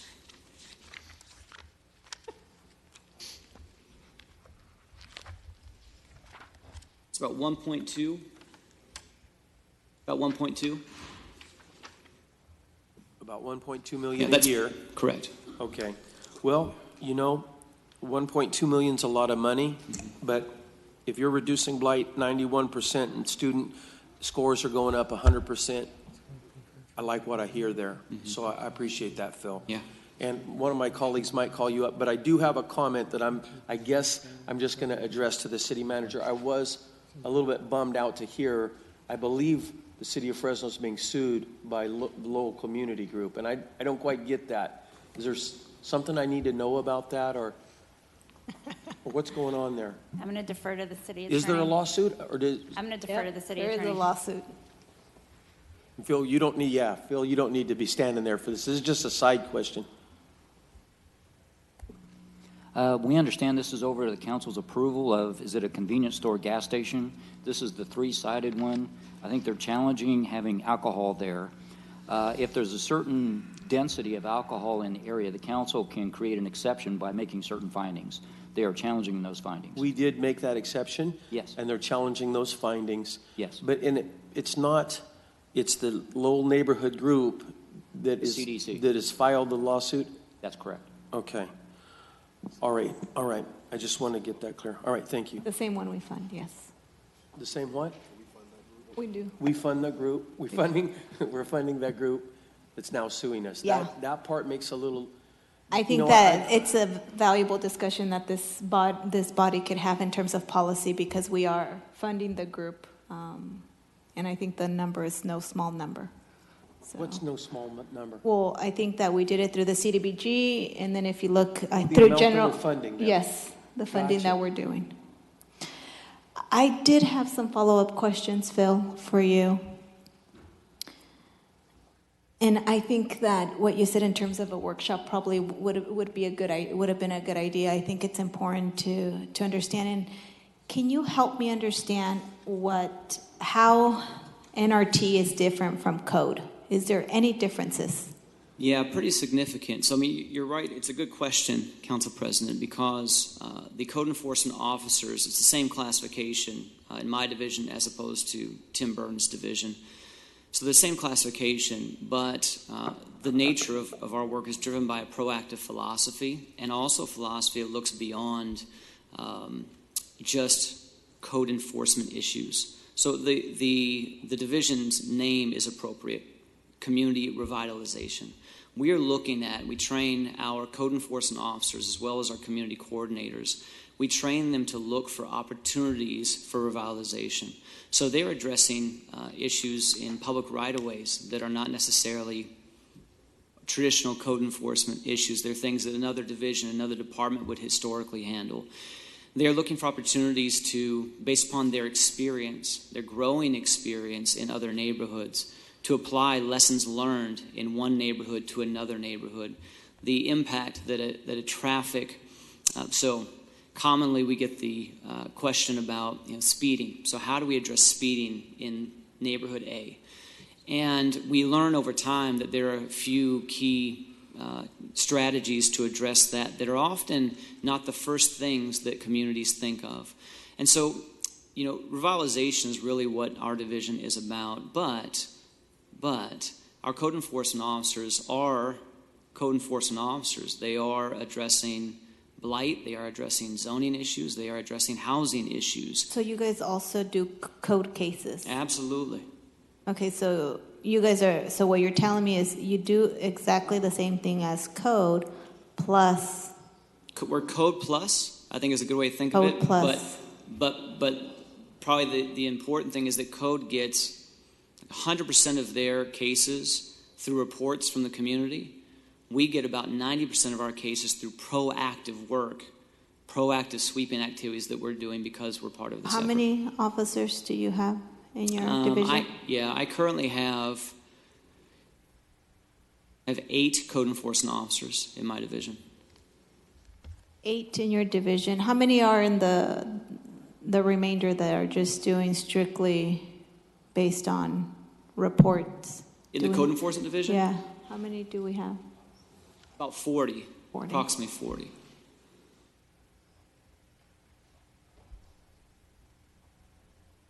And so this is just a question in terms of, I guess, the way that we're doing. Does it make sense? Because I know that Councilmember Caparillo wants to, suggested that we add his neighborhood up in Sierra Madre.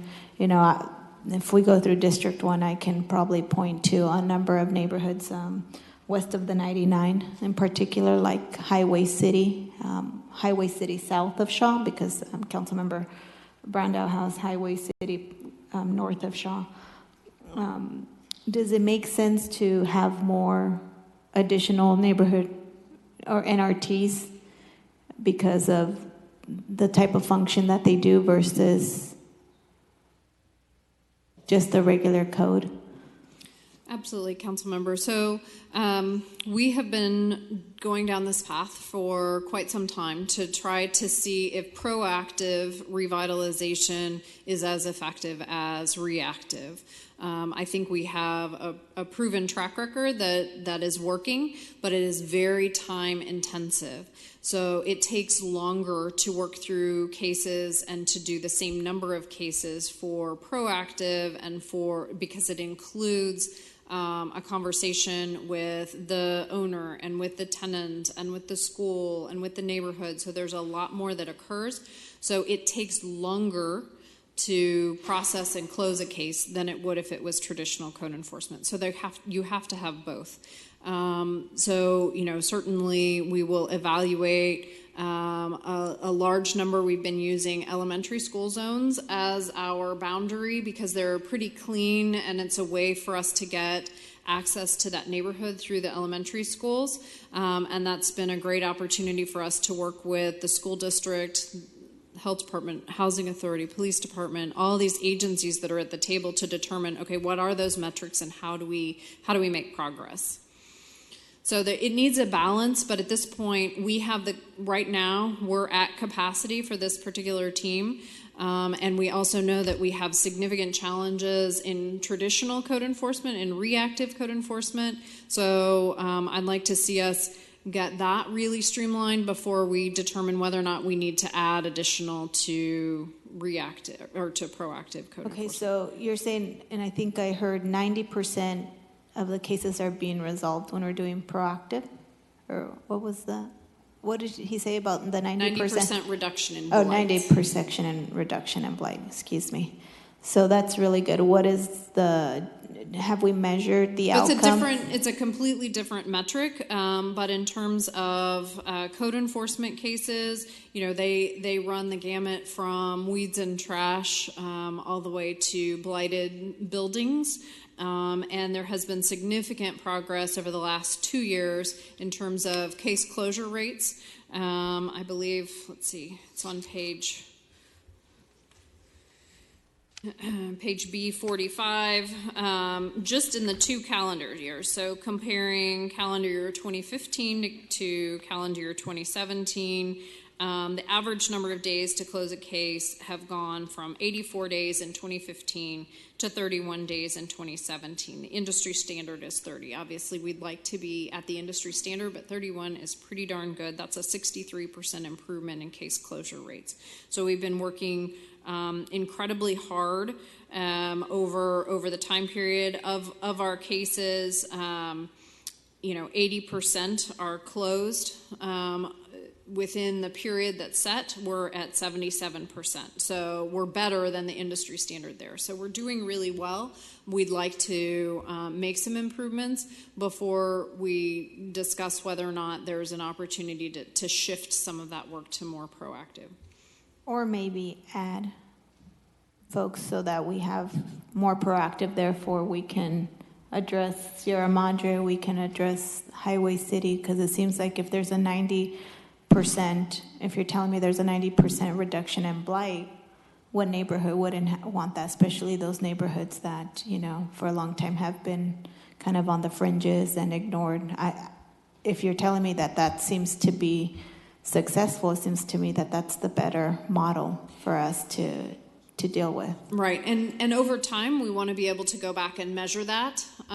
So we're working on a fairly narrow window that we're looking at, but 5, 10, 20 years to ensure that we're maintaining. So again, that maintenance and that efficacy level, those next standards 3 and 4 are really critical. Can the neighborhood maintain after we've stepped away and we're not going very frequently? So immediate short-term gains are fabulous. I'd want to see how that replicates over time and continues and sustains. Okay, thank you. Jennifer, I have the perfect case study for that, and that would be El Dorado Park. Yes. So if we could take a meeting, but get a specific, precise breakdown of those elements for El Dorado Park, that would be great for me to understand and share with the people of El Dorado Park and some of the leadership we have there, and encourage them accordingly. But the flip side of that is we're getting a lot of downside information from the people that have resided there. Now, there's a high turnover, and you mentioned, I think, neighborhood advocacy. What happens is we get a group that really is committed to the community. We work it out really well. They play that role, assume that role, and do a perfect job with it, and then they move to a better location. Right. So we have to start over, and then start over, and start over. So I don't know if there's a remedy for that. But it makes it difficult to sustain number 3, the sustainability of the area. So sometimes, or most of the time, it feels like we're back to maintenance. Hopefully, we will never be back to active. Right. But items numbers 2 and 3 are pretty much present, at least in El Dorado Park. So I'd love to have the statistics and the information and take a meeting with you. And if we have a workshop, maybe we could use that as the prime example of. Absolutely. I would love for us to be able to do a workshop, city manager, on neighborhood revitalization team work, as well as the Restore Fresno team that Phil was talking about, to really give you some, and the statistics are amazing. The before and after, the neighborhood capacity that has been built is really awesome. I think you've seen it in El Dorado Park. I'd love to see that in every neighborhood in Fresno. But I think it would be great for him to give you a workshop and really show you the intensiveness of the work that is completed. Hopefully we can do it before July 7 and after August 12th. We'll make sure you're here when we do it. Okay. Okay. Might be tough for me to come back. I don't know. Every year it gets rougher and rougher. Jennifer, just wanted to follow up on the various neighborhoods. So there's a committee that selects or ranks these. How does that work? Who does the recommendations? So there are certain metrics that we look at. We look at engagement in the school, so attendance, rates of achievement in the school system. We look at the housing authority. Do we have a lot of affordable housing properties in the neighborhood? Do we have high crime? Are there health issues within the neighborhood? So there's a large number of things that we look at. And then all of the agencies that Phil mentioned are at the table when we have a conversation. Ultimately, the mayor and the administration determine which are the next group of neighborhoods that we will go into. We look at all of. What's that time frame? And we're looking at doing that by the end of the year, the calendar year. So I think after the workshop, you'll have a better understanding of who's there, who's included at the table, as well as the metrics that we look at. so that there is a really good understanding of how those neighborhoods are selected, because we want them to be successful. Great. We'll look at doing a workshop, maybe September. August, September. I was thinking after we get School through starts. budget, summer vacations, et cetera.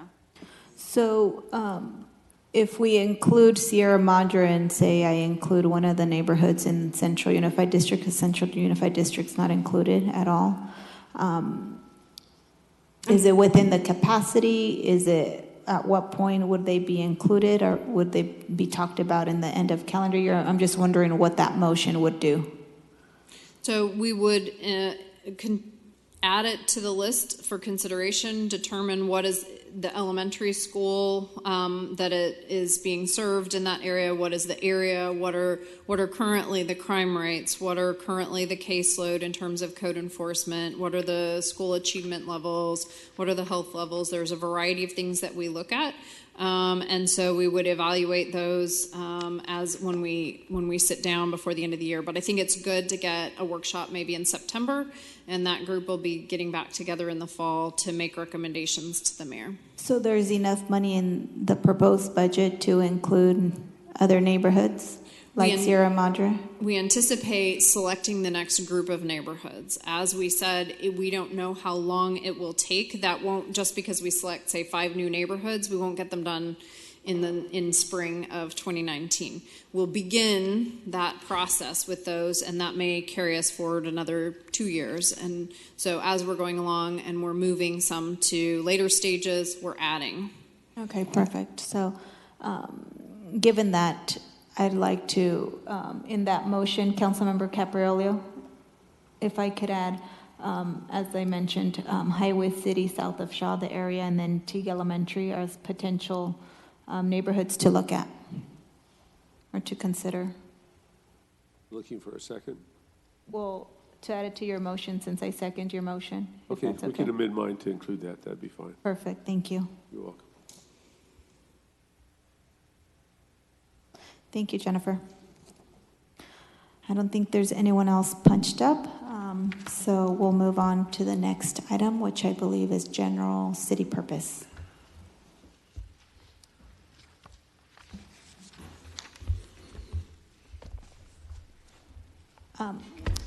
Actually, Henry, let's take a 5-minute break, and I'm going to call everyone else back to make sure that we're all here.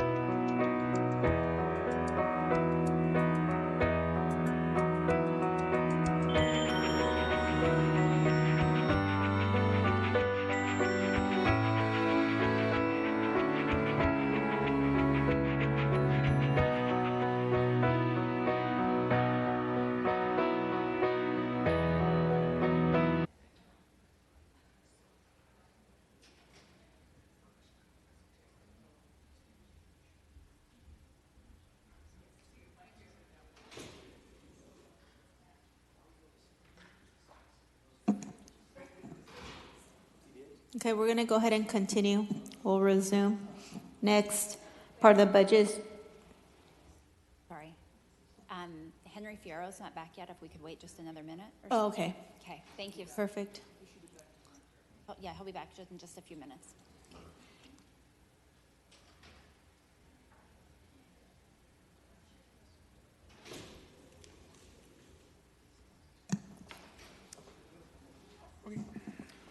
Yes, we are ready for you, Henry. Okay. Thank you.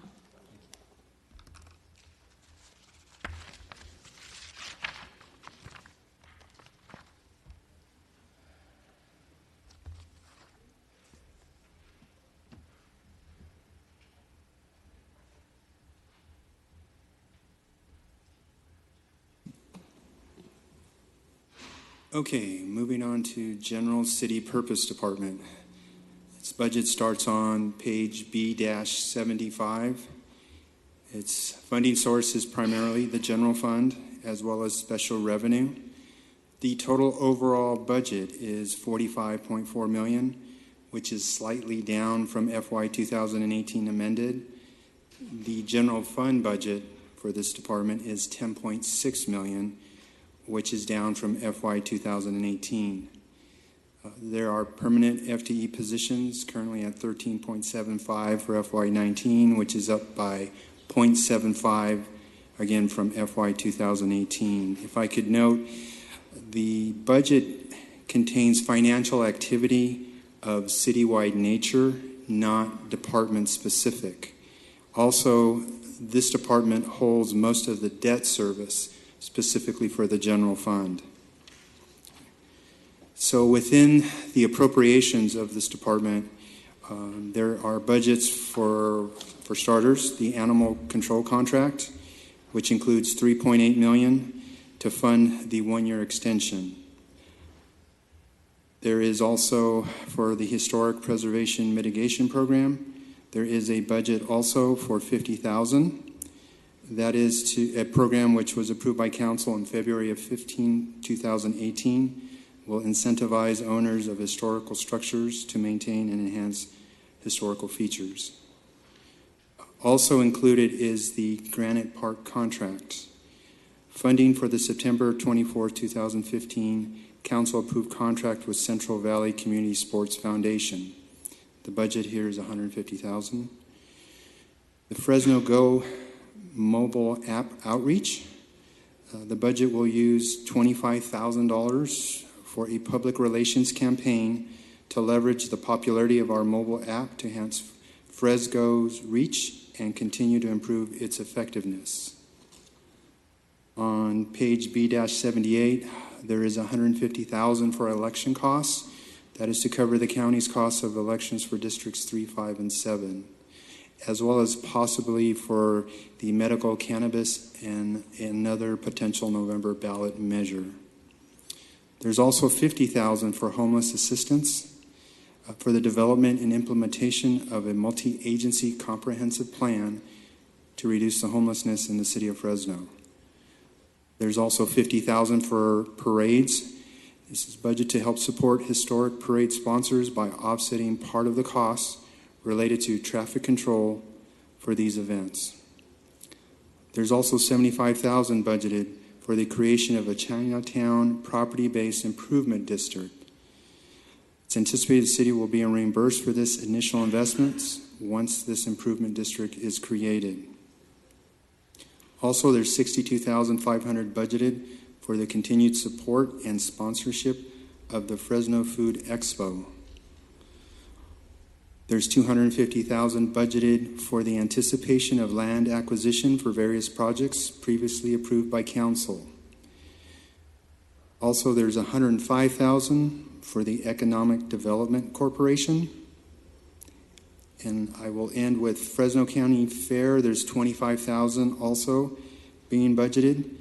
This amount is offset by revenue the city of Fresno receives from state pari-mutuel horse racing revenue generated at the Fresno County Fair. Also, if I may add, on the staffing side, the retirement office is proposing to add a permanent accounting technician. This position will prepare the retirement for market fair value growth, address greater demands to research and analysis. With that, Council, that ends my presentation. You know, and if I may, I'd like to jump in just to bring, thank you, Henry, Council's attention to something. So it seems that there was a misunderstanding with SPCA. So we brought to you on May 10th the extension of the SPCA contract that goes until June 30th, 2019. SPCA, like they do at the beginning of every year, they give us their budget request. We receive those. We talk to them about extending their contract as is while we look at a comprehensive plan to reduce our animal control costs, whether it be spay and neuter policy or what have you. So SPCA agreed to the as is extension. Linda Van Kirk, who's in the audience, along with our Deputy City Manager, Laura Gloria, agreed to the as-is extension. We brought it to you on May 10th. You approved it. We have a fully executed extension. SPCA brought it to our attention a couple weeks ago that they still need a minimum, an increase of their contract up to $213,000 for minimum wage increases. And so at this point, I would actually recommend that council make a motion to have staff go back and look through the budget to see where we could find up to $213,000, and we will come back on Tuesday the 19th with a recommendation for that. Otherwise, SPCA, and Linda can speak to this, is saying that they are going to have to reduce service levels. So in order to maintain current service levels, they need up to $213,000. We will be asking them, if council does support this and we do find that $213,000, we will be asking them monthly to show us what their minimum wage increases are, so we can, that's why I'm saying up to $213,000, because we need to look at their staffing, their total staffing plan, minimum wage increases, and how it goes across the board. So I just wanted to bring that to your attention before we tackle this budget. So thank you. Thank you, City Manager. Oh, wait, I'm not the president anymore. Sorry. It's just like automatic. Thank you, City Manager, for that update. Council, well, actually, we're going to go out to the public first, and then you will be first to speak. I liked being the president, you know? So we'll go out to the public. Is there anyone in the public who wishes to comment on this part of the budget? Perfect. We'll come back. Go ahead, Councilmember. Thank you. Olivier. Ms. Van Kirk, are you available to answer questions?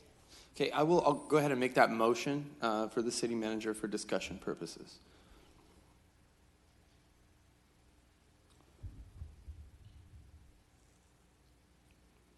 Hi, welcome. Hi, thank you. Thank you.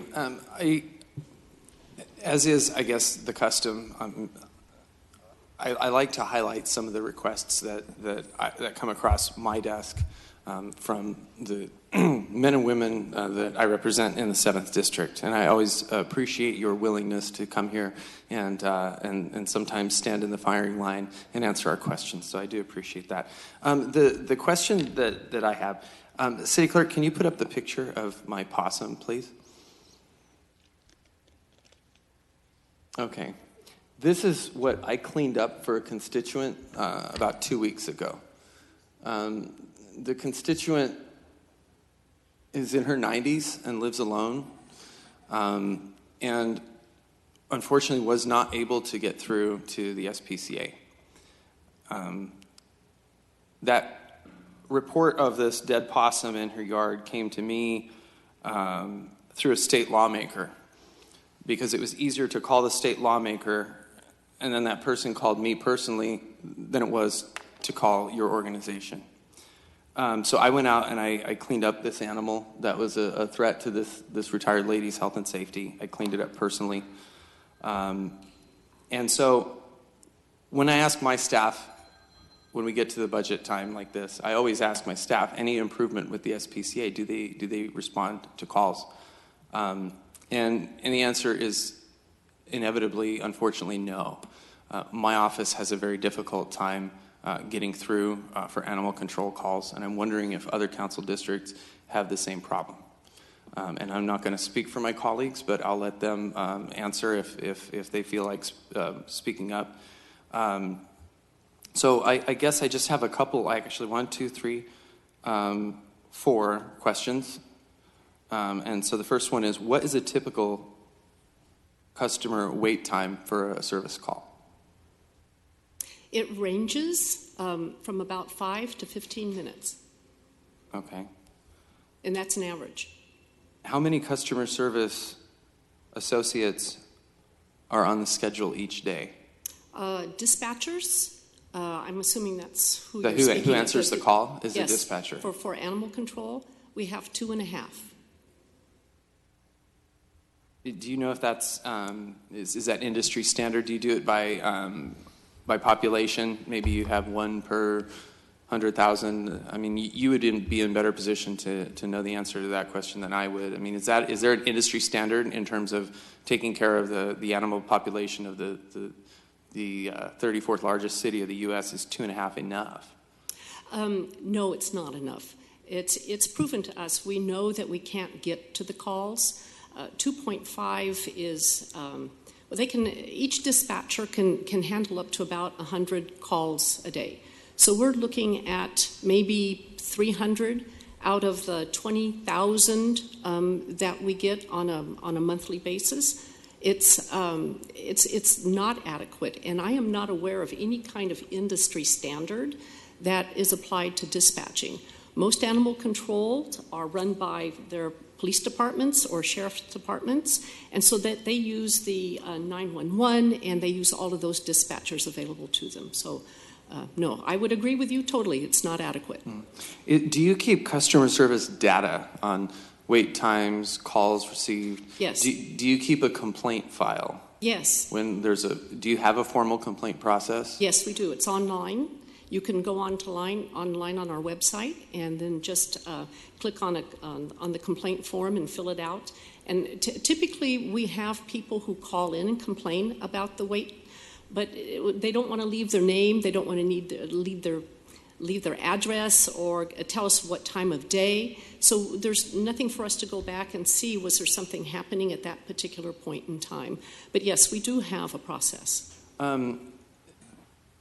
Do you furnish the constituent complaints and their resolutions? Do you furnish those to the city manager? Yes, I do. You do? On Okay. a quarterly basis. On a quarterly basis. So we could get copies of those to review.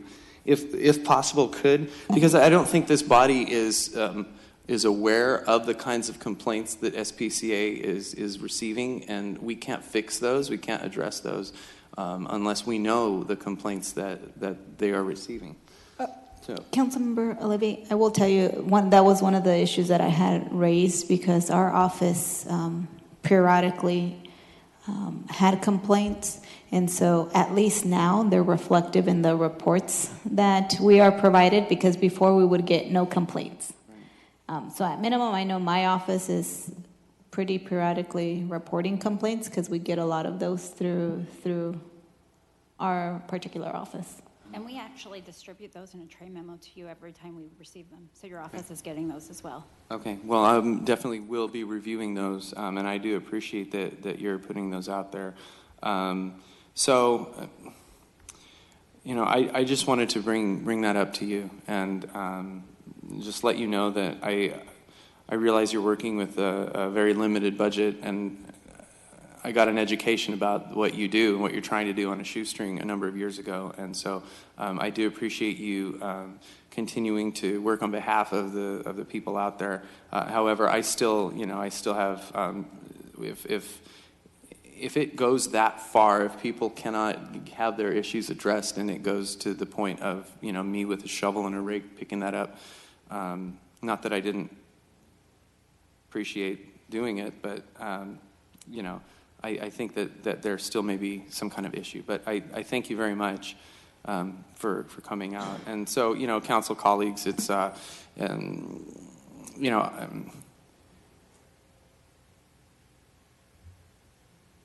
I said a number of years ago, I still think that it's regrettable that, this body can, weigh in on, should the street sweepers be writing down the trees that need to be trimmed so we can provide more adequate service, or should we inspect apartment homes, or what's the strength of the force that our housing team needs to have in the field, and this main problem, there's still this barrier between the people's body here and this organization that's supposed to be providing and does provide animal control services for our city. So, I'm going away in a matter of months. And, when I tried to take this on, rightly or wrongly, a number of years ago, and it was something funny, people laughed at me and people laughed at others who shared these concerns. And I think that that's regrettable. But I'm hopeful that when I'm gone, that there can be some kind of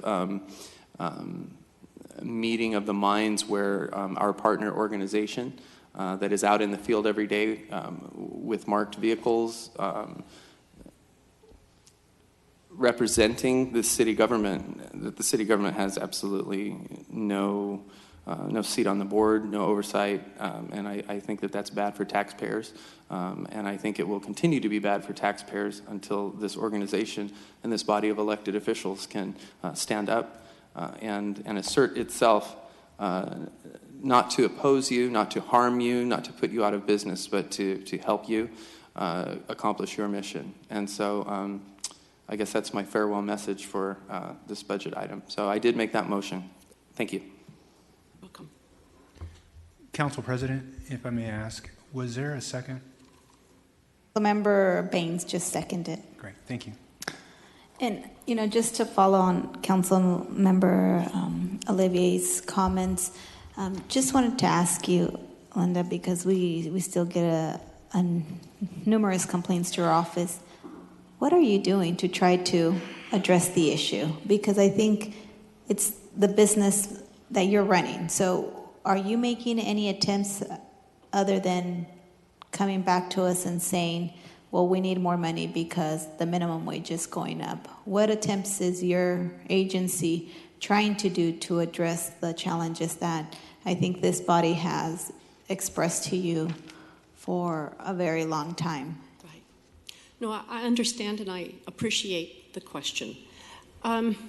It's a difficult one to answer because with 2.5 dispatchers, they can only answer so many phone calls that we get a day. Our organization gets over 300,000 phone calls.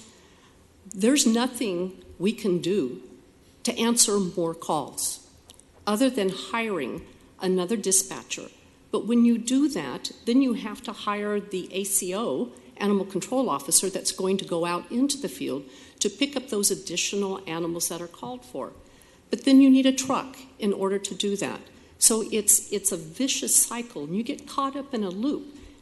I don't know what the answer to that question is. So there are no other funding sources that you can go after to fix the problems you have? For not for a government job per se. Now, we ask a lot of donations from our public, and those go out for our humane cases, in which we enforce state law.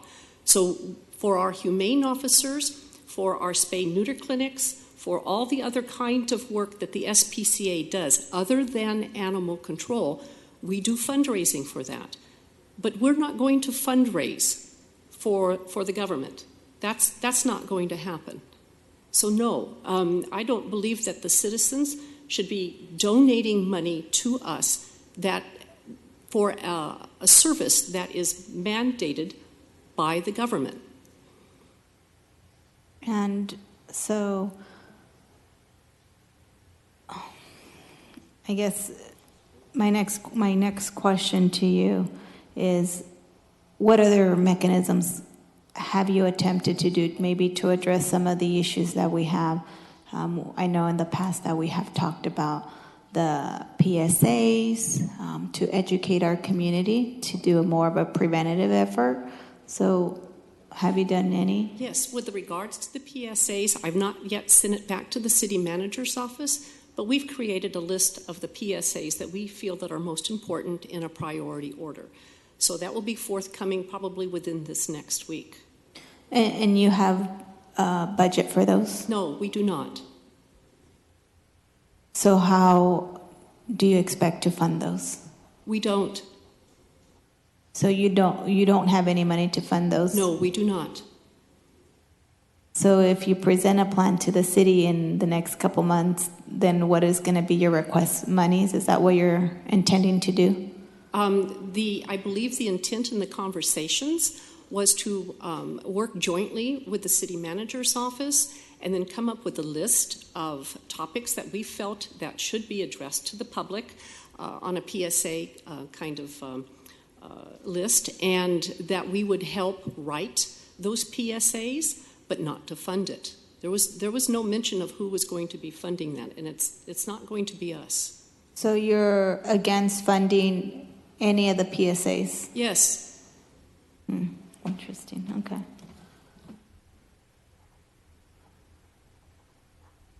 And since you've heard us talk about, to some degree, I think you can say it's dissatisfaction with the services because one, people are stuck on calls for a long time or maybe don't get a response or so forth.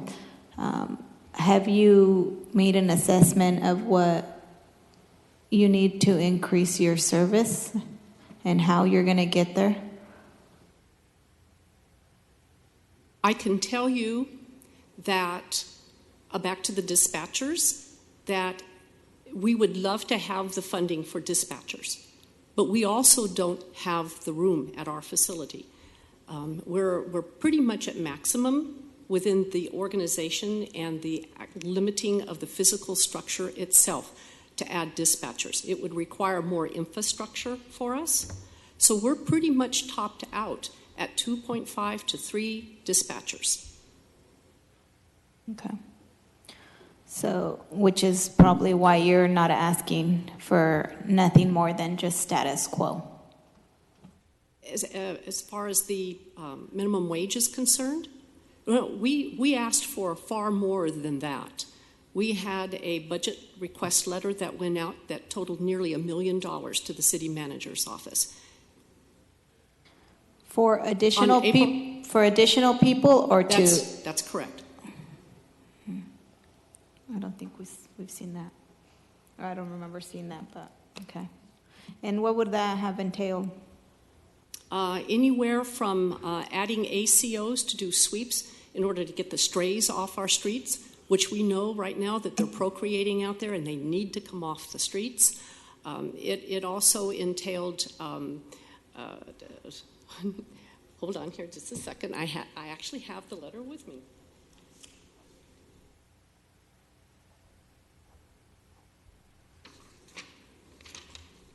But if you hire more people, you just said you don't have the capacity. So for dispatchers within the bubble, in the dispatching unit itself. We said that we needed additional ACOs to do a team where they would go out into the community and on Monday through Friday round up the strays. But we would need equipment. We would need vehicles to do that. We also requested an increase in the ACO salary. Our ACOs, the majority of them, the average wage is $12.25 an hour. Now, we're asking these people to go out into our streets, even at night, and wrangle with pit bulls, with aggressive animals. We are the lowest paid animal control organization in the state of California when it comes to wages. The beginning wage for an ACO is $15 an hour, and ours right now is $11. And it's very disparaging. So we do, and we feel that we do the best with what we have. And you ask, what can we do differently? It's a hard question. I don't know what the answer is to that. Also in our request, we had operational expenditures, which every organization has, just the regular 3.5 to 7% increase in supplies and expenses. There are chemicals that we would like to use more of in order to prevent the diseases that come into the shelter. We handle 27,000 animals a year. 27,000. An average of 60 come in a day. And not very many of those get adopted because there's not 60 adopters waiting on the outcome portion of that. So when you bring in animals that already have these diseases, we have found that there's a special chemical called XL. But it costs about 10 times more than the regular standard kind of a bleach that a shelter uses. So we asked for additional funding with that regard. Okay, I think Councilmember Baines has some questions.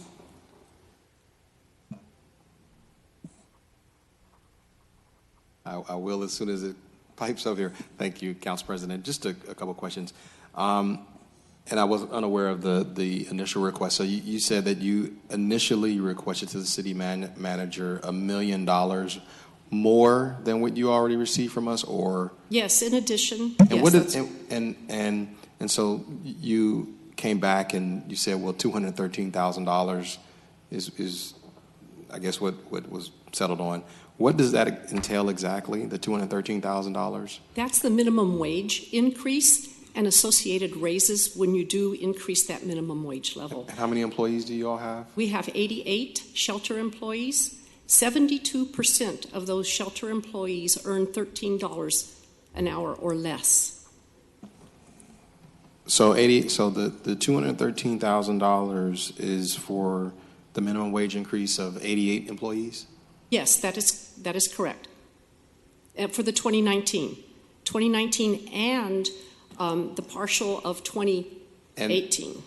And the total budget for the SBCA is? Currently, 3.8. And the city of Fresno makes up how much of that budget? No. The 3.8 is the city of Fresno. Ours, total budget. It runs between 5 and 6 million, depending upon how the donations come in.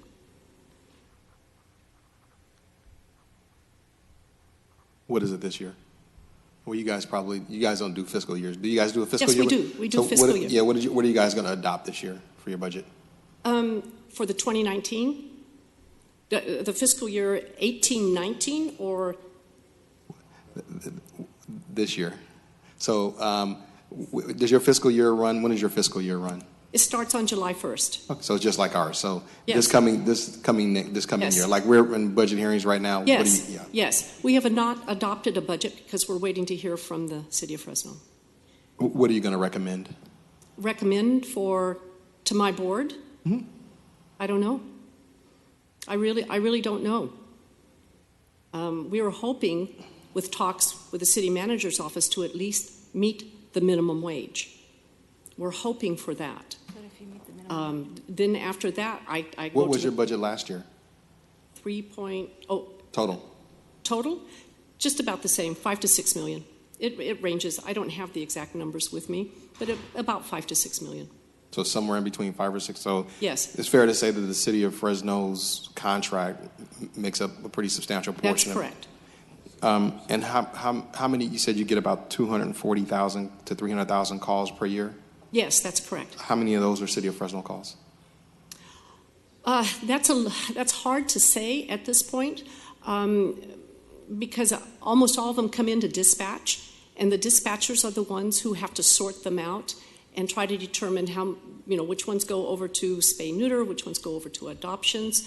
I'm just curious, how do we arrive at our contract price? Because I'm assuming there's a general thought that, okay, the service that you guys are going to provide with animal control and what have you, there's so many calls that come in, and I'm assuming there's a formula that we get to. We use the formula for us of the number of animals, the dollar per animal intake. So in other words, 3.8 million, you take that, you divide it by 27,000 animals, and you're going to come up with roughly $133 to $135 per animal. And the 27,000 animals all come from the city of Fresno? Yes, well, most of them. We do have some owner surrenders that come in from the county, but most of all of those animals come in from the Fresno. And when you say most, are we talking? Oh, probably 3,000, maybe, from the county area. So about 24,000. Do you guys keep track of that at all? Or? Yes, we do. Okay. I'd like to see that, to see what Okay. what the We can do actual, that. yeah, what the actuals are. I mean, because Yes. depending on what the formula is based off of. And then out of the 200 and the main service that you provide for us is animal control, right? That's correct. Okay. And so you guys get about 27,000 animals a year, about 24,000 or so come from the city of Fresno. So when you're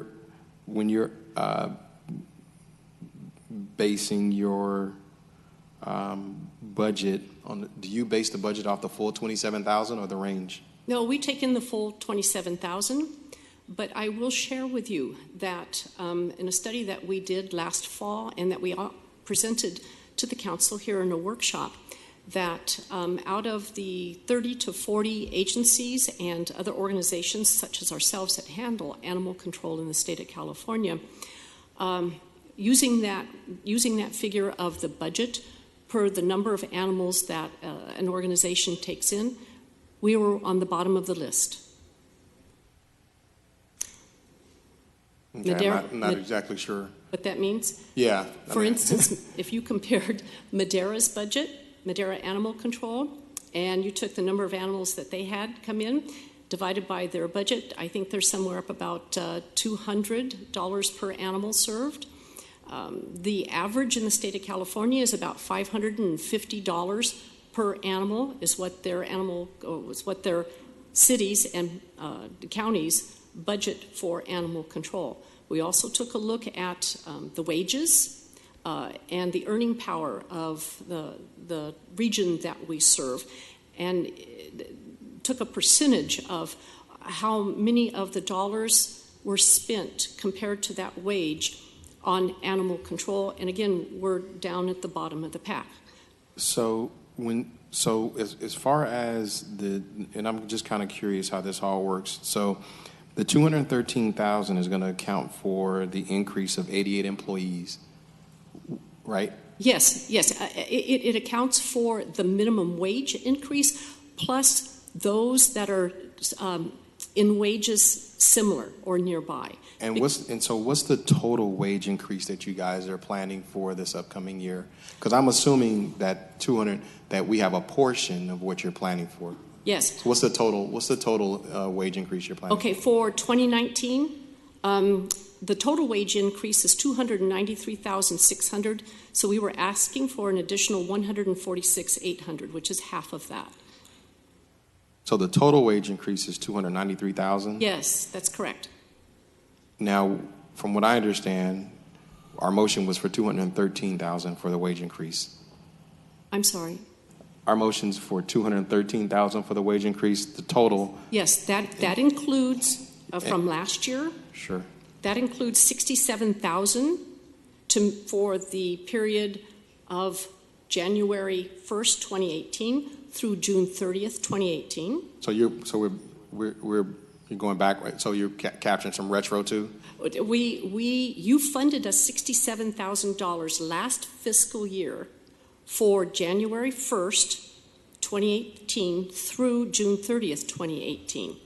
We need an additional $67,000 for the remainder of that calendar year, because originally, in the budget letter back a year ago, we had said that our estimated annual payroll increase was $134,000, so we only asked for half of that. We're asking for the second half of that, plus the first half of wage increases for 2019. And that totals up to $213,000. Okay. And the total is $293,000, and so it's half plus the last half, if I'm getting that right. Yes, it's half of that, plus that's correct. Okay.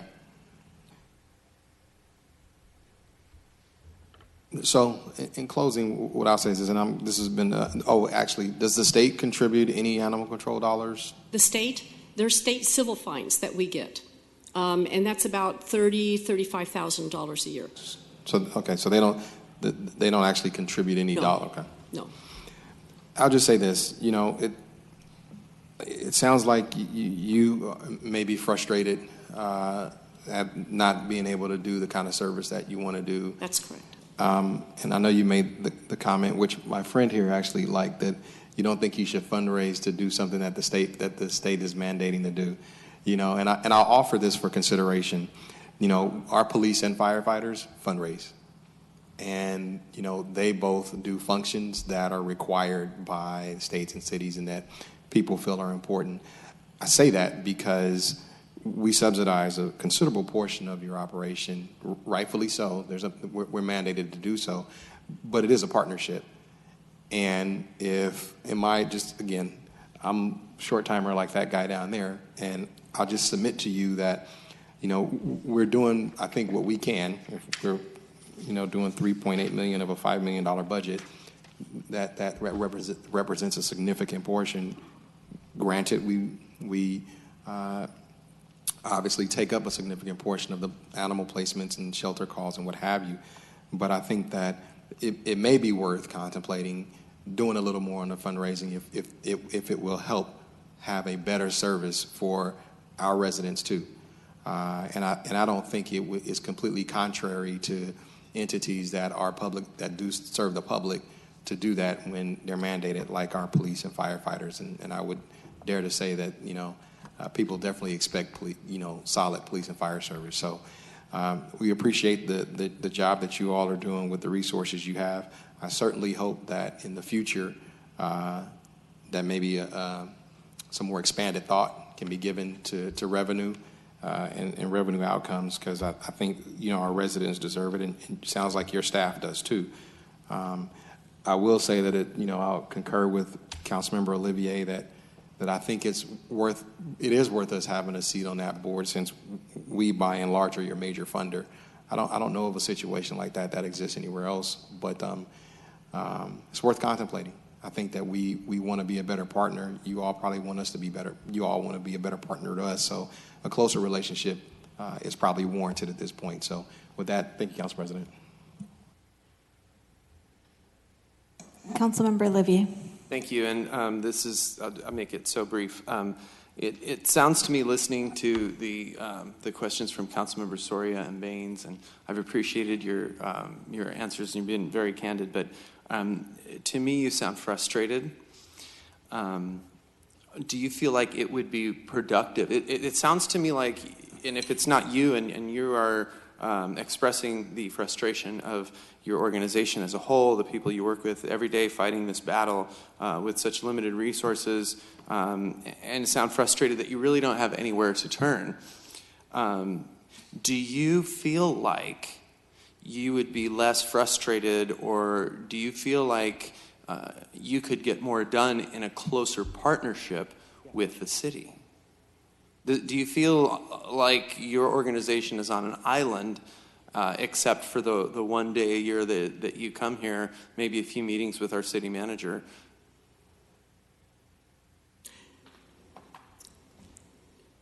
To put the words on how I feel and how my organization feels, I feel that I convey the frustration that our board of directors has, the frustration of our organization. I don't think I think we feel all the same on that side. We're a humane society. Our mission is the protection of animals. That's our goal. That's our mission.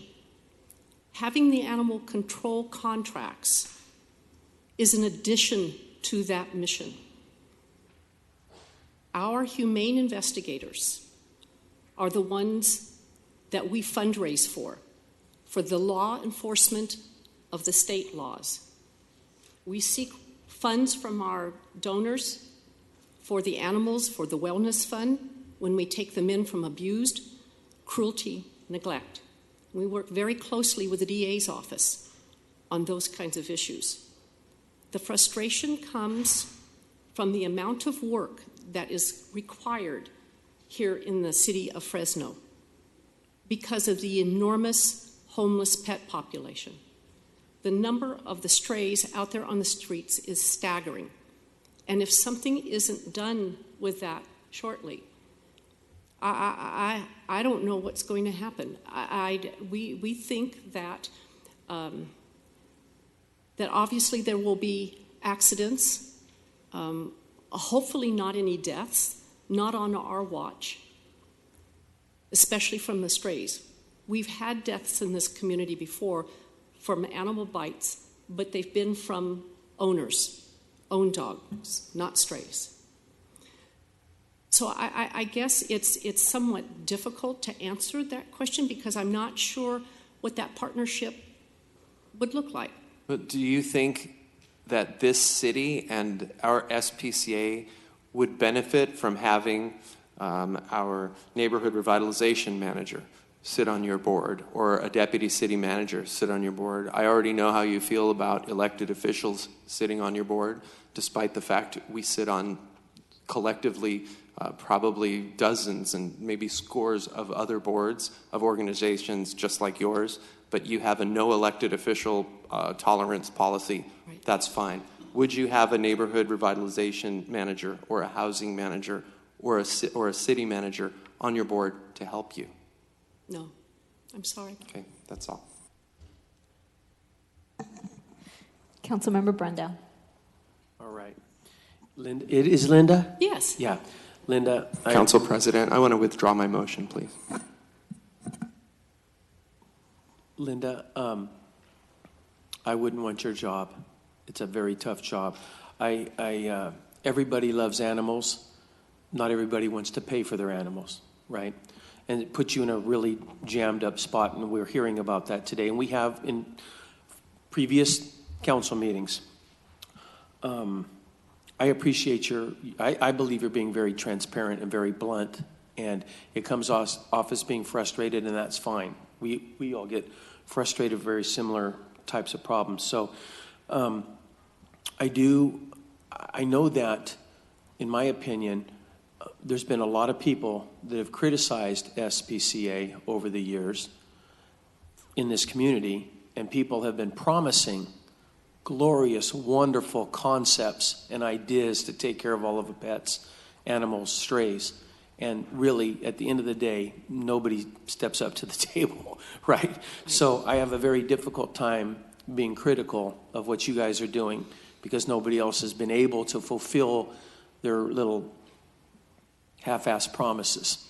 So I appreciate your candor today, and I do want to thank you for the partnership that you have, including supplying an animal to be adopted every month at council, and just keeping folks reminded that they're wonderful pets to be adopted at your facility. And so I do appreciate the partnership that we do have, but it is difficult. I do hear my colleagues' concerns, and I share some of those concerns, but I haven't been found a way to punch through this problem.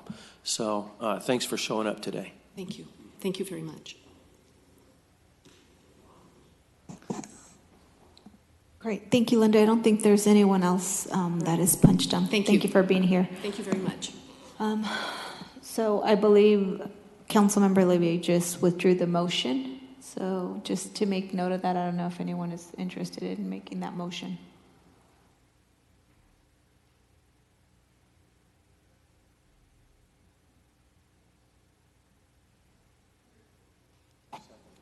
Councilmember Capriolio has made the motion, and Councilmember Brandau has seconded that.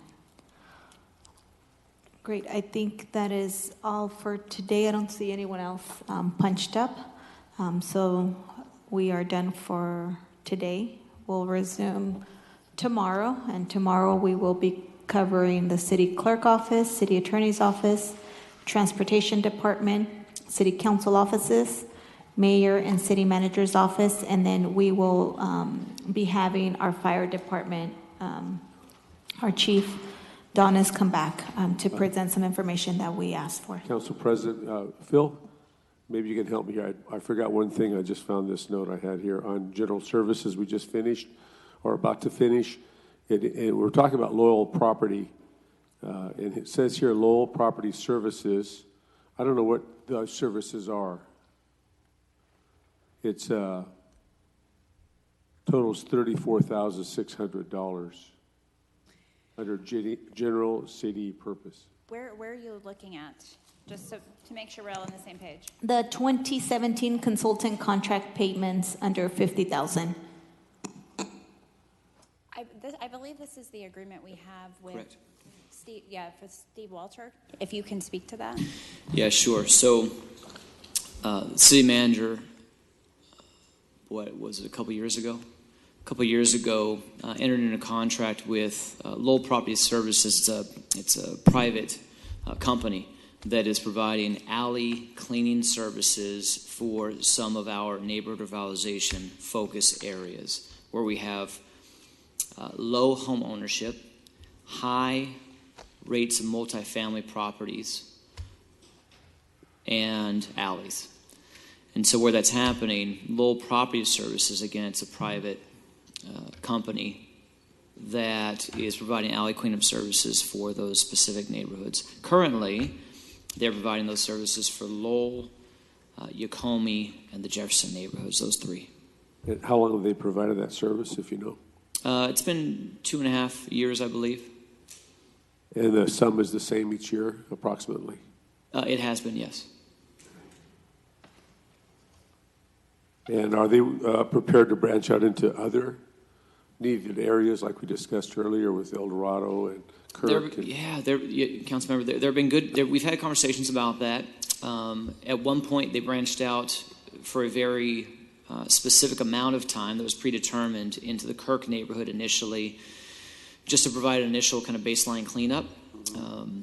They're open to it, although I think that they have hesitated a little bit to go too far beyond the downtown core just because of what's required of them. Are they a huge business? I've never heard of them in the... Quite small.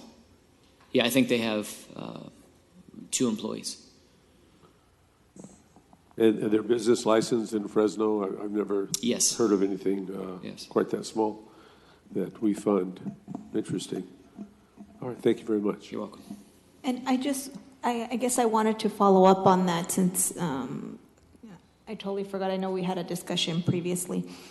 So in this budget, are we going to be doing the same? I know that this particular contract didn't come to the council because it was under 50,000. Where in general city purpose is there an allocation, or is there even an allocation this year to that specific group that the council will likely not see because it's under 50,000? That's why I wanted a little bit of time to do some research on this, because this was an agreement that Bruce had entered into as city manager. But there must be, I'm assuming there's a purchase order that's tied to this contract.